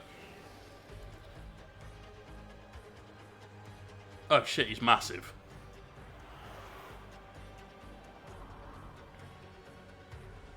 Two, three, four, five. So 6 in the box. Canaan's Reapers. They've done it again. Every single time we get a Warhammer Underworlds warband revealed, it blows up with how awesome these models are. No, shut up. Here we go. Yeah, so Shut this up. is You're the being paid to Oxygen say that, Reapers so I appreciate you've got to say it, Warhammer but Underworlds. This is, come on, Canaan's dude. They Reapers, look and this naff. is The you see big here guy is in the the middle boss of looks Bone Reapers sent by the nails. Gash into the realm of beasts, into the beast grave. They've been sent effectively to collect. And the time guy of just the, below him to silent his right people, with the mace they're looks several cool, millennia but too late and all the silent people are gone. So they're not going to leave home empty-handed. They're going to try and collect some bones and get them back to the Gash. I'm just- and there's lots of bones, very helpfully in the bodies of the other warbands. So they're going to be going around trying to about the rest of make it. sure that the tax is paid, the tithe is collected, even if that means extracting some unwilling. Yeah, not a fan. Not a fan. I think that's the first Yeah, no kidding. warband I've seen it. There's The something, big guy that's Necron, uh, I've heard that before. Someone, when it came on the Warcom site recently, was like, oh, as you might expect, definitely a conversion for a Necron lord. And I looked at it and I thought, you know what, I can see bits of it, but you definitely want to replace the head and get rid of the bone shit on his chest, replace it with more like Necron tassels and so on, the flesh cape. is just the Yeah. level boss to your worst. The axe is cool. The axe is very, very cool. Yes, so I think all the miniatures in there are really cool, and really interesting. And actually, what the rest of the miniatures do is they give you like a. I'm not sold on this. Particularly the warriors with the shields. They give you an alternate way to see those miniatures, but they're quite static ones you tend to get. These ones are a bit more dynamic, but absolutely the big boss guy there in the center Right. Sorry. is unlike anything we've really Liking seen. that, We but showed him that model. don't on his attach it to the previously, pelvis, and, yeah, lots of obviously. speculation in terms of like what he is, what does he mean, generally what's his role in the Ossiarch Bone Reapers, not just in this warband, but across all of it. But just that model alone. is Daka fine. Just a quick one, mate. character kits of, Forgive me for saying this, but I'm dyslexic, people wanting to paint that up for and for display. Yeah, I find it quite difficult to read stuff like that. Skin or the way that his various body parts are clearly made up of.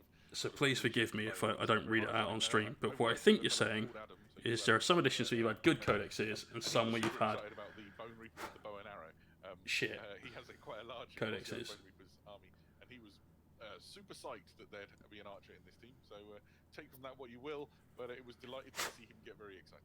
Yeah, so I don't think we've seen any Ossiarchs with arrows before. We've seen that they've I got think these the argument of like it was good in last There's another edition way and then to Space have Marines it 2 sorted, came but, out, there isn't made it all when shit they isn't really do much of an the argument because literally every single person that wasn't playing the Space war Marines is in task the of same boat. Ossiarchs, that there aren't any Ossiarchs with double-handed weapons either. So there's some weapon combinations in this warband that are unique to this.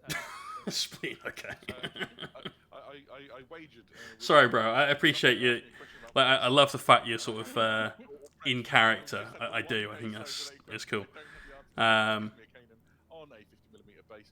I'm But I've- guessing it's a 40, but I don't know. So Yeah, it's just have to tough for me. get- 32s, you might be able to do some maths, but I'm going to leave that to a greater mind than me because it might be on 25s. Oh, Yeah. bases, what I think 9th about edition that. codexes, we just gotta wait. Interesting as well, if you play one And there's gonna be Space big Marines, changes, and there's gonna be another orc change that you guys probably won't like. I guess not, Put it but that way. eventually these fellas will make it into your Underworld game, your Warhammer Age of Sigmar games as well, because there'll be a Like the last one, which was, sorry guys, now you're on 32mm bases, right. Well, so caused some issues with a lot of orc players. Still talking about things. Chat, there was a question. Yeah, okay. It's one of those. Yeah, so Child of Rapture would like to see these guys represented as whole units, and I'm inclined to agree. I think No, when I you thought there was look some flash there, but there wasn't. Warhammer It's just Underworlds, they tend to prove resin's thin enough I can really almost see through it. provide you an introduction to maybe something new that you haven't considered before when you're playing around in Warhammer Age of Sigmar. Have you done many of the warbands yourself, Eddie? So what I've done is in my head. That's what I really liked well, Underworlds when it Chap's first got painted released. beautiful I models. did. I'm gonna make sure that Um, I've collected all of these. So I have a box which has every single one of the Warhammer. And then it Underworld became um, pay to assembled, play, but not pay to painted. win. The only ones I Pay think to I win haven't I'm painted fine are with. Stormcast and Escape in the very first Like edition. needing to Certainly in my head, have there is this updated plan that at rule some point sets to keep I the game will go through balanced all the and so various on. races I am of totally Warhammer Age of fine with. Sigmar 100%. without needing to paint a whole army of them using the Um, Underworlds kits. Just as And I support that. It keeps the game fresh as well. So I'm in favour of campaign books that help like rejig the game just a little bit. I know a lot of people aren't, but that's okay. You're allowed to have your opinion. I'm allowed to have mine. And I don't mind paying for it either. And that's the biggest difference, I guess, is that for me it's okay expense. It's not the end of the world. It's not like I'm spending hundreds of pounds. Occasionally you get a release that comes out which invalidates potentially hundreds of pounds of minis that you've bought. But that's only really normally the way if you're someone that's like a bit of a skewed player and you play like maybe Centurion spam list or something like that where you've bought fucking 18 of the damn things. I use them as nice palette cleansers. So I, for example, have never done a Fire Slayer army, but I picked up Sorry, I Fire find Slayer it difficult to use talk when contrast there's paints on them to do them super quick. guys talking about fucking contrast paint. And then I painted the Shut squigs up. out of the warband with all the No one should use contrast Painting paint. squigs is always a good use of time. Oh yeah. But I like things being shook up a little. But you know, take what you will. Right, let's line ourselves up. We're going to have for a our real next release now. reveal if we can, Raph. And Come on. we'll get ready to go over and see what's new and exciting.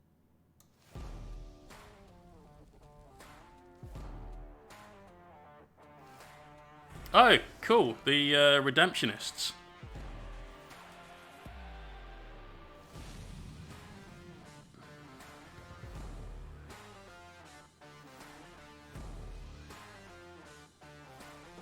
Yeah, cute.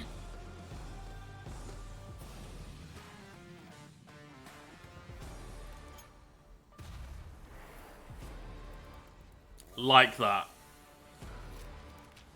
That's cool.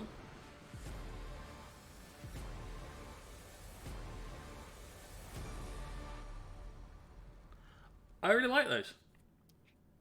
So, something new for. I think they look cool. Fire coming from the I'm not a Necromunda player, What you see here is a so hot I'm new warband less for Necromunda fussed from about the, this. the team the new edition. But definitely, This is Necromunda House of Faith.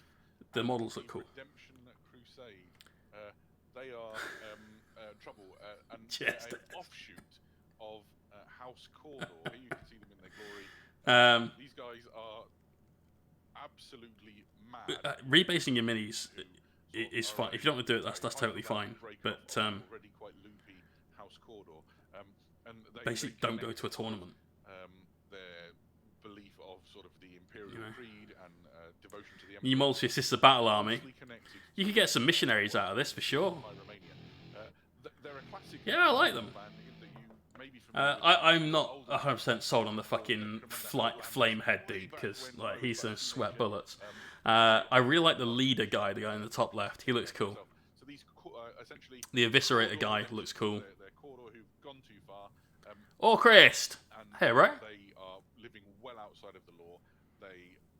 These are completely. I remember the ITC saying that you had to rebase them. And they have some really interesting sort of aesthetic things going on. Obviously, you can When see that they've got came out. hats on fire and flame motifs. You can see the guy, Or at least count them as 32mm bases for purposes of melee and so on. I think now it's definitely Flamethrower inside the like the chainsaw, I think. get the right bases. What I'd suggest is base extenders. Much cheaper, much easier. They like flame so much that they Much less strap fucking about. flamers to other weapons, and so they're exterminators. You can see the guy in the sort of center right with his The center his, right. his pump action shotgun. Oh, You've got the fellow the middle one on the bottom row. who is got an exterminator sort of in the middle of his double-handed chainsaw blade. these guys are. Yeah, proper I think they look models. cool. It's a full plastic set from the It's nice. that work on Necromunda, and you can use them either. It's a to, flame saw. Put a few I like it. sort of fiery zealots, pun intended, I guess, into your Cawdor gang, or you can do an entirely redemptionist gang if you want to.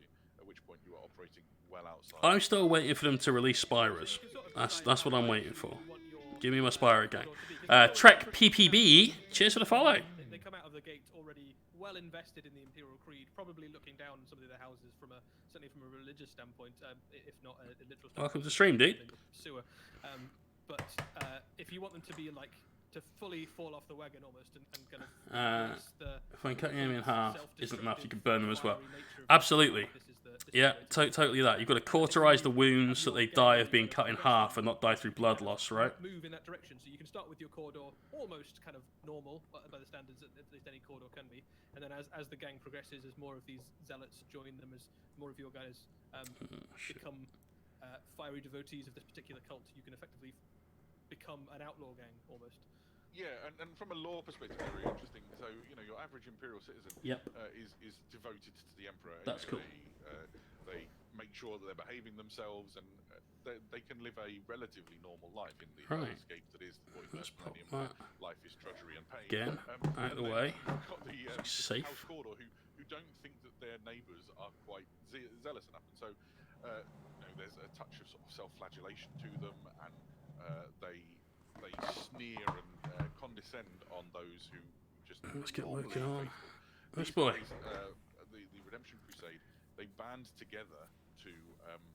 And they just glued myself to Calgar. Brilliant. Ultra piety onto people, and what you get is a fantastic element within Necromunda, which is that they Cool. come into That's conflict fairly with, solid now. like So we've got our dude. He's on a base. They don't want Happy House days. Warlock or Goliath or Escher or whoever. Don't want these guys muscling in on their territory, causing trouble. Right, what's the deal with this? We've got a little wiggle room illegal activities here, which I like. I suppose at some point we should read the instructions, though. We haven't really bothered so far.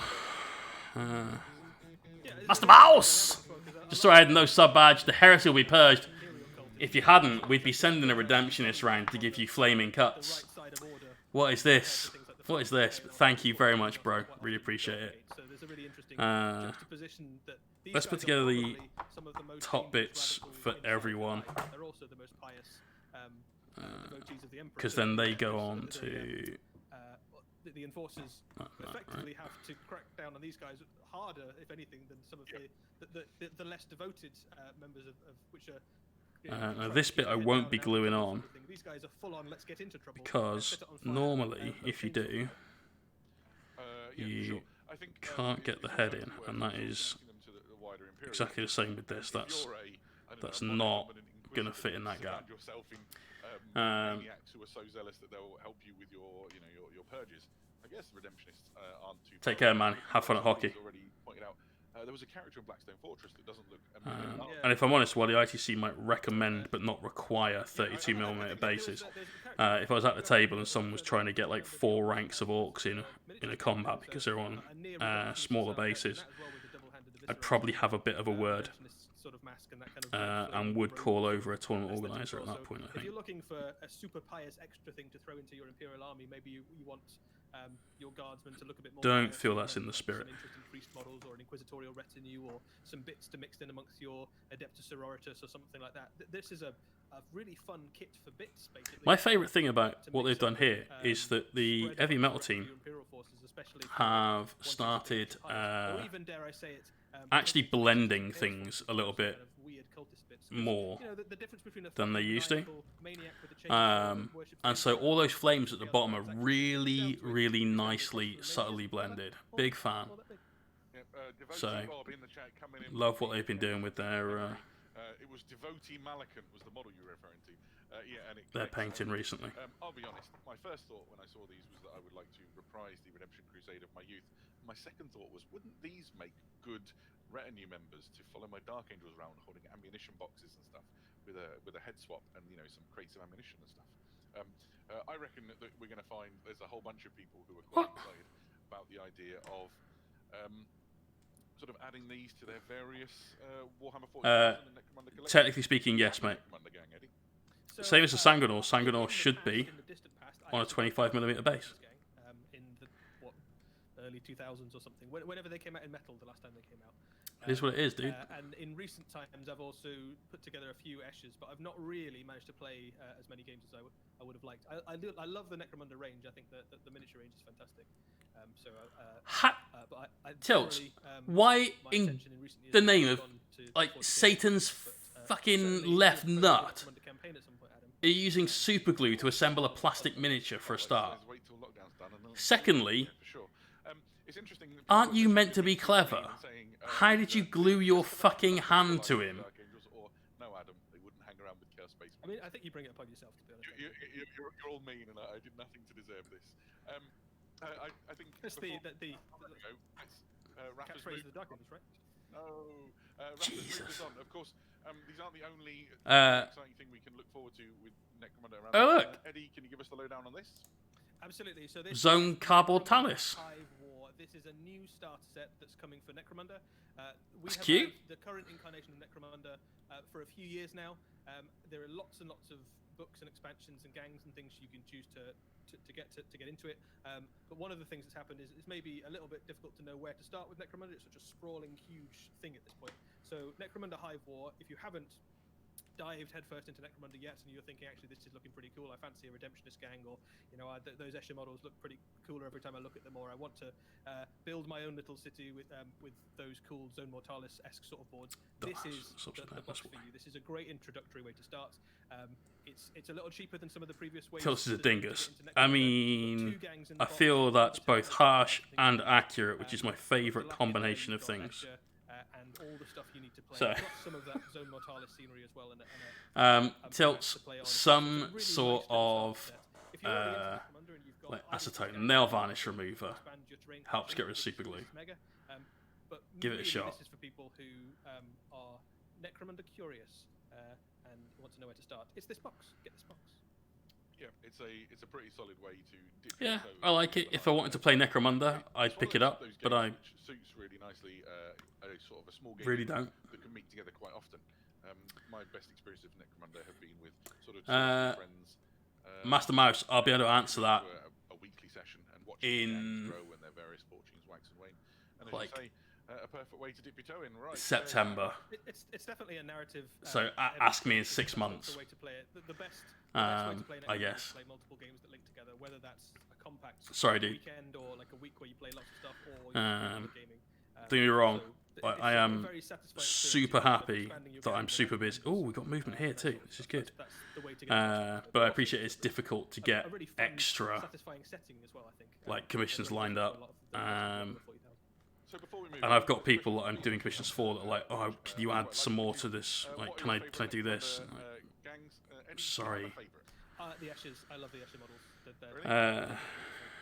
Right, I don't really want to glue any of this until we've got the arms kind of sorted. So I was like, yep, that's my gang. I think that's got to be the next step. Generally, I paint super ludicrous, colourful, punky colour schemes. So the Esches just tick all the boxes for me. the arms are all locked, all day. semi-complex. Actually, we've got these leg plates we need to put on as well. Let's make sure we get those. The That was all locked since I was the like a Kuta. boy and I saw in White Dwarf the very first I believe it's called. glint of Necromunda, and yeah, Is it I've the got quite big a one or the lot little of one? and Looks like the big one. There's Necromunda campaign round my house when lockdown is over. Yes, if you're down, Everybody, how many people in the chat now? Has he got Oh enough my tables? goodness. Two, What, 35,000 people? That's 3. We might need to wait till Warhammer World open up if you're all coming, but you're all welcome. Right, let us have a short break while Raph puts something on the screen, and we'll be right back. Right. What we got? Yes! Yes! Here we go!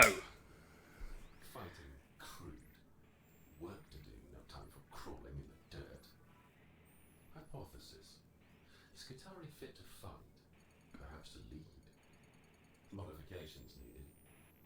Needs arms to direct troops. 4. No arms valuable. Data suggests fondness for blunt objects. Analysis. Illogical but efficient. Thunderhammer. Weight exceeded. Control stave, perhaps? Yes. Design parameters upload command data and commence field testing. So, Admech Lieutenant is what we go. Like the sculpt. That's a cool sculpt. Like the Iron Warrior styly head. Oh! Oh! Oh! The chat had some people requesting could they have some Adeptus Mechanicus stuff, and here we are with it. Eddie. Oh! So what we've seen Codex Admech. two things. Both of them will be very exciting to 40k fans generally, but Nice. anybody with an interest in the Adeptus Mechanicus. So the first of them is a brand new miniature. I think we've seen little bits of this miniature. He does look cool. He does look really cool. Skitari Marshal. So this is a leader of the Skitaria cohorts that the tech priests can send off to. They milk their interest a bit. Formation or mission Yeah, but dude, I love the way they do that for the Small Admech armies. shit. He's got a little bit more autonomy than some of the other Skitari might have. A capable warrior and a capable fighter in his own right. But the real thing that he brings to your army is the ability to buff your nearby Skitari, give them some extra abilities. Obviously, he can carry relics. He can handle himself in a fight. The miniature is just really cool. It's Nice, he's standing on the rock. Hey, don't diss the rock. And I think the thing that I particularly like about the model, there's lots of hints on there to some of the really old concept art and bits of Yeah, big fan. throughout the Adeptus So Mechanicus. yes, we knew this was a an Admech Lieutenant essentially, Bits of technology that you can't what happened, servo skull. but that's not a bad It's just thing. really fun, cool You know, model that's it isn't. 100% Skitari, but a little bit Do they different need from the rerolls to wound? Not necessarily. This guy Does is any army sort of need rerolls to tier one wound? close combat Only or even ranged yes, attack. because other armies have it. Purpose is to coordinate Skitari Yeah, ranks. there's totally. But he's still got his Totally. control stave, which is a But he's cool. his Leech! revolver Thank you for that sub, dude. which looks 4 months. and I think mainly if you're enjoying the sort of Yeah, Admech stuff looks cool. which Not a fan of the cog icon on the head. Skitari can be. This guy is the Yeah. supervisor that you need. I don't like Yeah, and dislike for, it, but I don't think it Servo Skull adds friend, much I to the mini. for a Servo Skull on- Um, and that is a great example of it. I think one of the things he's that's definitely about- like that. That's the only funny thing that Adam Troke has ever said is like he's the supervisor. He's definitely the Admech supervisor, You can have whole armies of like Um, and robots and go really robot heavy. You can have lots of weird and wonderful Which is cool. vehicles. But one of the ways you can absolutely build an Adeptus Mechanicus army is as a fairly traditional infantry and cavalry force with like serried ranks of troops with guns. And if that's what appeals to you, that kind of like almost metronomic ancient legion sort of style, and a lot of the I've never aesthetics understood of what the fuck these things Skitari are hints back meant things to like, do. ancient Roman legionnaires and Maybe stuff like just that. And you like the idea of like blocks of troops moving forward. help with out, individual protect that bit, commanders I in guess. front of them. This is a great model to add to your collection. It helps that. Might have a couple of head options that you might. I really like the Yeah, there's the something Iron really Warrior about style the skull face. Sort of Skitari aesthetic as well. I It's really almost do. Reminiscent of the sort of the horsehair crests that ancient Roman soldiers would have, and then he's got like a lovely frock coat complete with its buttons. There's something really great about the Yeah, whole. there's a lot of archetypes overlapping on that model, aren't there? What I think the face on it's really cool for me because most of the Skitari, if you think about the ones we've seen so far, they either have that kind of complete flat visor face or they have the ranger face, which looks quite kind of Mhm. scouty. He definitely looks like he's going to shout at you. Like he's got like a Yes, he box does. grill there on the front. Yeah, He looks like totally. He's a shouty man. Analysis, optical eye. Let's thing just going glue on. these on the rest of these. A lot about what that character is in the Skitari army is captured just in the head of the miniature alone compared to the rest of the range, which is just really clever miniature design, really, as much as anything. Yeah, I agree. I think he's got a strong disapproving. So I like it. and New I Admech Codex. Toys that said he has a tactical rock. Of course, he's but one thing. We have the Codex. Big fan. Adeptus Mechanicus, in Love this Minecraft. artwork. I don't know Look if at you that. start talking about the sorts of things that will be in it. That's super cool. Go Belisarius Call. Let's go with the cover being super rad. It's probably actually because it's got some literal rad weapons. Yeah, no kidding. on the Yeah, cover there. big fan of that. The Adeptus Mechanicus are like. It's easy to forget sometimes if you've been into Warhammer 40,000 for a long time. They're I'd just love super it. weird. They're I'd like absolutely love it really if creepy. they And this cover captures that. got the Thanatar and stuff like that from 30k. But, the man inside Really the would. thing I is love that so mini. It's lost so in all fucking the cool. technology and, there's like a little bit of you know, religious devotion in there. You can see some of the hands he's got praying, but he doesn't. He wants to pray and also make sure he can do some fixing machines. So he's also got some spare hands. He's got a couple of That isn't spare hands cool. on there as well to make sure he's got all the tools he needs. He's got like a million different things. No going soda on. eradicator. Servo skulls. He seems to have a tiny Big secondary fucking shoulder tucked pad. under the robes at the front there. It's just super weird. And the miniature Yeah, it's range just of cool. Mechanicus captures a lot of that that stuff, but it's also really nice to see it captured in just a beautiful piece of artwork for the Codex cover. Yeah. Who's hoping that Dark Mechanicus are a thing though? Codex, Eddie, what 'Cause- can we expect? So the new Codex follows the pattern that we've seen for a lot of the new Warhammer 40,000 codexes. So this will be familiar to people who've been following along with what's happening with this edition so far. So one of the biggest things all of the new codexes have brought is Crusade rules, which is really exciting. So effectively allowing you to tie your narrative games of Warhammer 40,000 together. And as you would expect, a lot of the Adeptus Mechanicus Crusade rules are about things like acquiring technology. So they'll be off either kind of exploring Xenos relics or kind of trying to See, trudge Dark through Mech, ancient. many Looking people for STCs excited and about ancient that. ruins and that sort of stuff. So there's quite a compelling narrative there for why the Adeptus Mechanicus would be on Crusade. That they're off trying to search for ancient technology and or deny that technology to people who they don't trust with it, which is pretty much everybody else, including other tech priests. The other thing that's going to bring, obviously, is a lot of changes to the way that army works. So the general themes that we've seen for the new edition of Warhammer 40,000 is that the codexes tend to make weapons deadlier, and that is true of the Adeptus Mechanicus book as well. So a lot of the guns in the army, a lot of the guns across Warhammer 40,000 with the Space Marine Codex we saw get a little bit better. So things like Heavy Bolters got a bit better, Flamers got a bit better.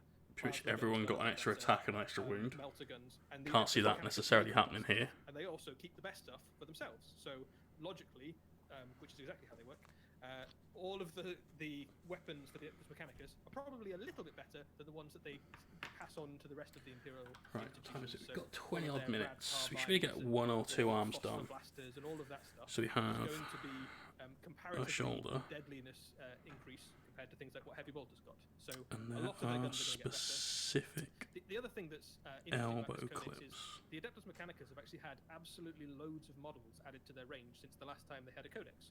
So if you remember, Yes, they during have. the Psychic Quite a Awakening, significant they made amount of them. the models. They got a couple of models thrown in with Kill Team as well, and they've got the new Skitarii Marshal. So you've got new flying machines, you've got new jump troops, you've got new cavalry, you've got a couple of new characters.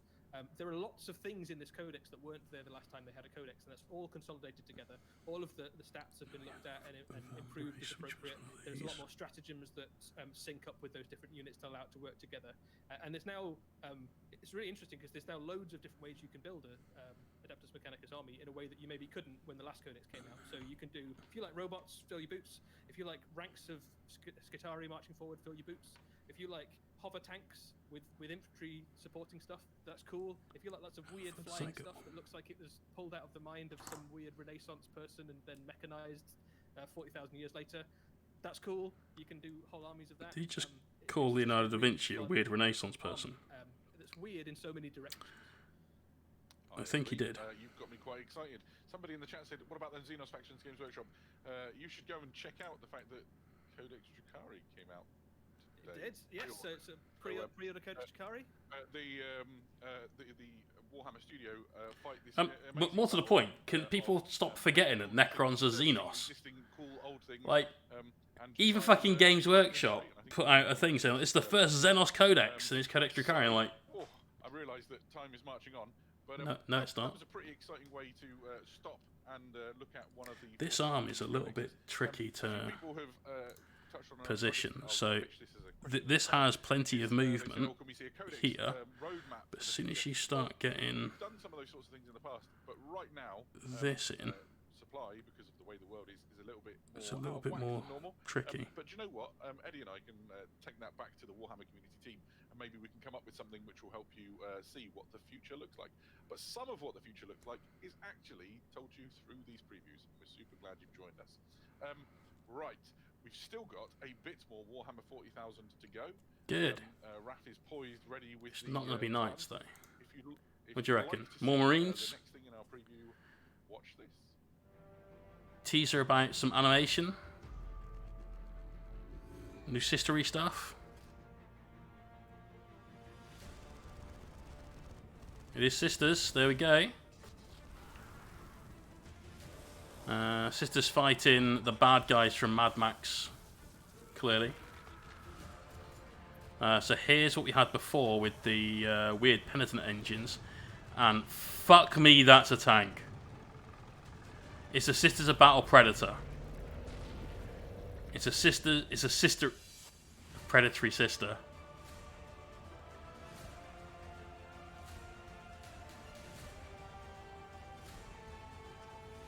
But that is a predator. Got faith and firepower coming soon. Okay, Sisters get another decent tank, by the looks of it, that isn't So the this Exorcist. is a brand new battle tank for the forces of the Sisters of Battle. This is the Sisters of Battle Adeptus Castigator tank, which those of you who are familiar with your Warhammer 40,000 STCs, as acquired by the Scholar Progenium standard Predator. reading, will recognize that this is based on a Rhino chassis, much like most of the other weapons battle tanks of the Adeptus Sororitas, but this is very definitely a line battle tank. So compared to things like the Rhinos and other transport that they have, this is packing a lot more firepower. So you can see it's 3 heavy bolters plus a main battle cannon on the top there, and just a really cool extra new piece of heavy kit for the Sisters of Battle to roll out if they need to take out some particularly well armored heretics. The chat is literally killing me. Mr. Sketcher said the gunnery of nunnery, and It's a predator. Like, it's fantastic. Yeah, essentially what we have. How can you not? Following on the time-honoured tradition of using the ubiquitous Rhino as the base plate for all sorts. This tank literally still exists. And this has certainly got all the guns. I was having a look at the details on it. Oh look, you can give it a twin autocannon. So the big Like- one in the middle is a castigated battle cannon. How are you not? So they're variants of well. Oh my god. And then the thing just absolutely bristles with all sorts of bolt to death.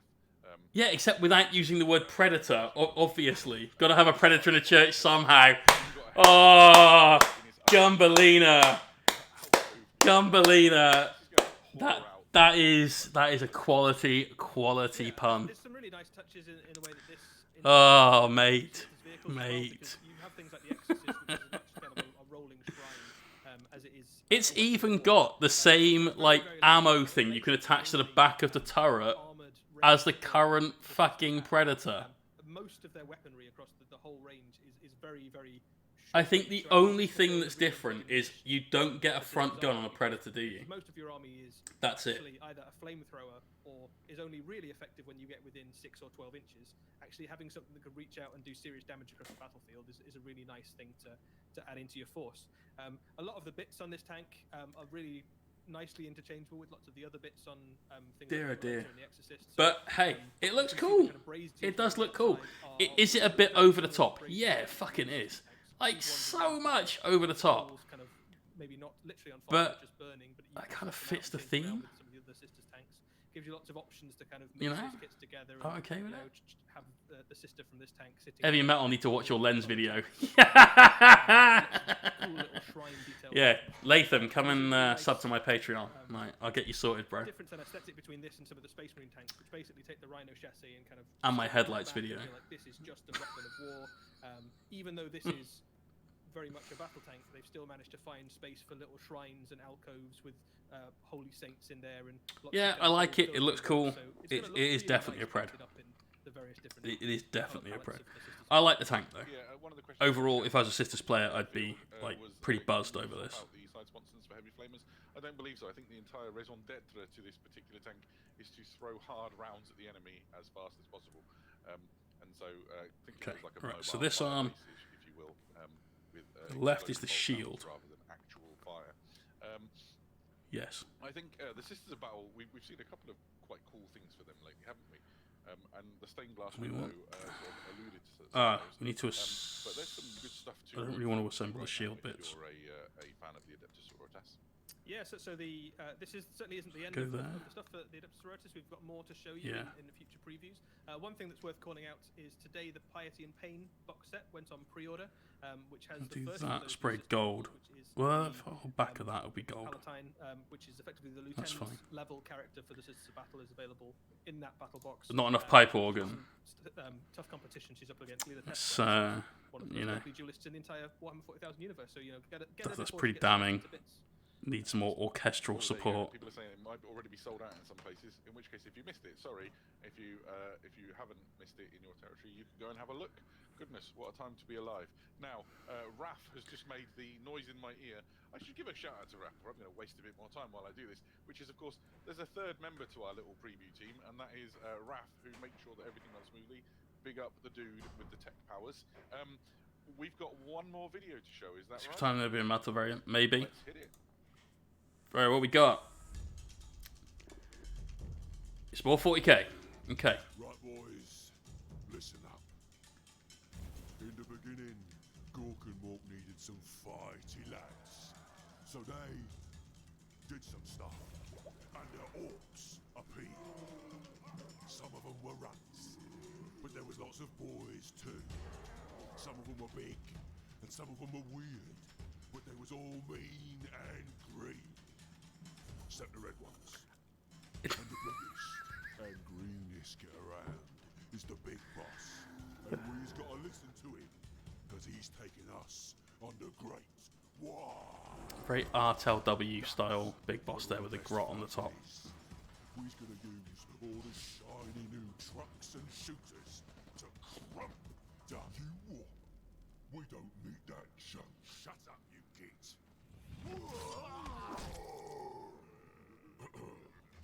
As I was saying, the other lads have their shinies and their know-whats, but they don't know how to use them proper. Oh no. Like us, we's got our stickers and our squigs.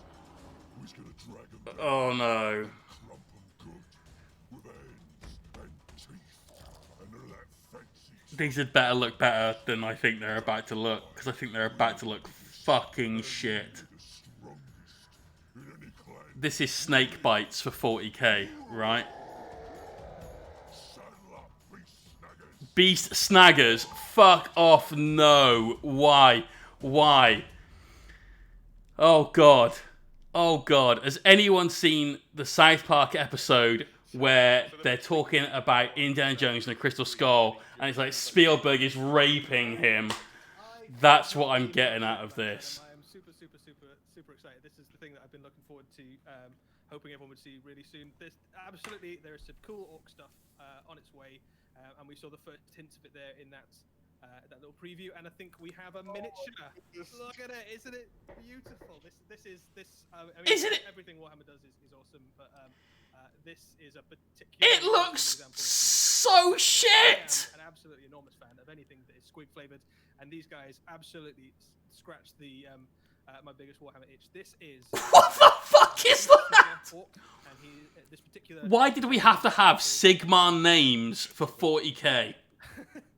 This particular gentleman is a squig hog boy, which is a new type of squig we haven't seen before. That is a No. beefy looking orc on the back of him. No, no. Hanging off the side there. No. With a chopper. So there is some very cool stuff coming for orcs. This is the shape of it, and I'm pretty excited. So a few more things to talk about. Why couldn't they just are be snake we haven't bites? seen before. They are absolutely dedicated to hunting down big scary Ugh. stuff. They find monsters and tanks and even titans and stuff, and see if they can take them down. A kind of nomadic force within the Orcish war. They're big and tough, as you'd imagine, because they've got to kind of take down big scary things. God, and, even the you know, painting monsters on the and try and bring skin them is down. so bad And here. They think that any problem can be solved with the application of the right kind of squig, which is absolutely a philosophy I can get on board. Yeah. No, I'm not sold on any part of this. An insane. I'm trying to find things that I actually like. I do kind of like the face on the squig. I do. It's it's just really fun. I think I remember things like the Snakebite Orc Boar Boys from the 1990s. That's all I got. Came out, and they're kind of like weird hair riding on pigs. And That's this is it. just such an absolutely wonderful reinvention of that kind of idea. Fucking where's the guy earlier on that was like desperate for orcs? Kind of been in Warhammer for years and years. Here you go. But also it's something completely weird and wonderful and wacky and new. Be careful what you wish for.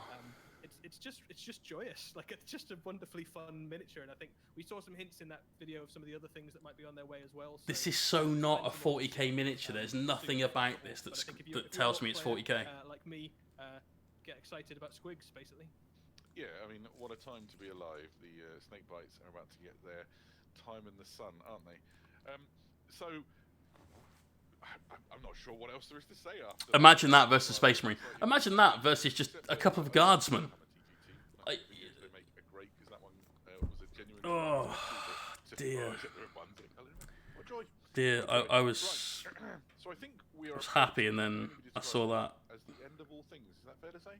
Wait, is that just meant to go on there? Point, but we've seen a lot of very exciting stuff. I think a few things worth saying is that all of the stuff that we've just seen in the previous, they're all of the videos, all of the images. Really? If you didn't get as good a look, or you want to go back and ogle them a bit more, head over to warhammercommunity.com and you can have a good hard look at all of those images and watch those videos again up close.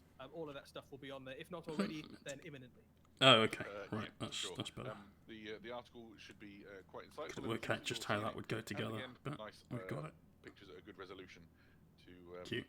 Is there a flying Indomitus box in the background of Adam's feed? There's a shelf here. It's on a shelf. It's not flying. Although now I wish I hadn't said that, and you could have wondered forever. I guess what remains, having told you where you can find out more information, is guys, check out the Warhammer Community website over the coming days and weeks, because we'll have more information about everything you saw in here coming out in due time. And it's a pretty cool place to read up on what's latest in Warhammer. And I should probably say some thank yous. Thank you to everybody who came and joined in with this preview. Shit, we should really get this guarding in pretty well. It's meant a lot to us. Oh god! Well, I was really excited about some of the reveals. I liked the Sisters tank. I thought that looked cool. Codex Admech. Super happy for my robot boys. Like, I don't have an Admech army. Thank you to you, Eddie, being my companion through this awesome tour of the Warhams. It's been a great way to spend. Yeah. I'm super stoked for all the cool new things. Hopefully, there was something in this preview. And then got you excited as well. orcs appeared in the not too distant future with another, even bigger preview. So don't you worry. Right, should we sign off? Absolutely, yeah. I think you pretty much covered it well there, Adam. But it's always a pleasure. Looking forward to another future Saturday with you, where we can see some more. Knock that the fuck off. Overall, I really liked the Blood Dragon stuff. The vampire stuff, yes. Looks good. Like it. Top notch. Then we had this like random reveal of another book that won't be released for 6 months.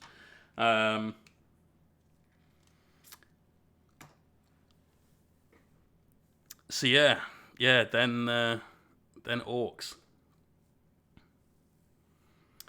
I've got a friend who has been converting a snakebite army for ages, and now finally has some official models to use, I guess. My biggest gripe with that isn't the model itself. One of the things I hate the most about Sigmar is the fucking ridiculous names. I think about all the Sigmar stuff. They come up with a name, and you're like, I'm not 5. Tyrant, no, not at all. Not at all. But it'll probably be the next codex released, which probably puts it about a month away. We had no notes on anything after Drukhari. So, there you go. Beast Snagger.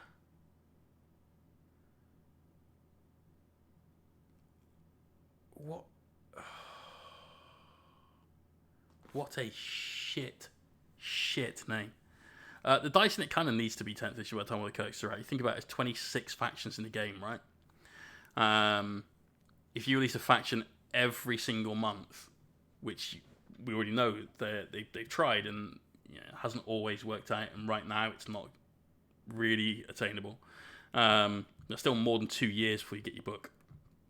So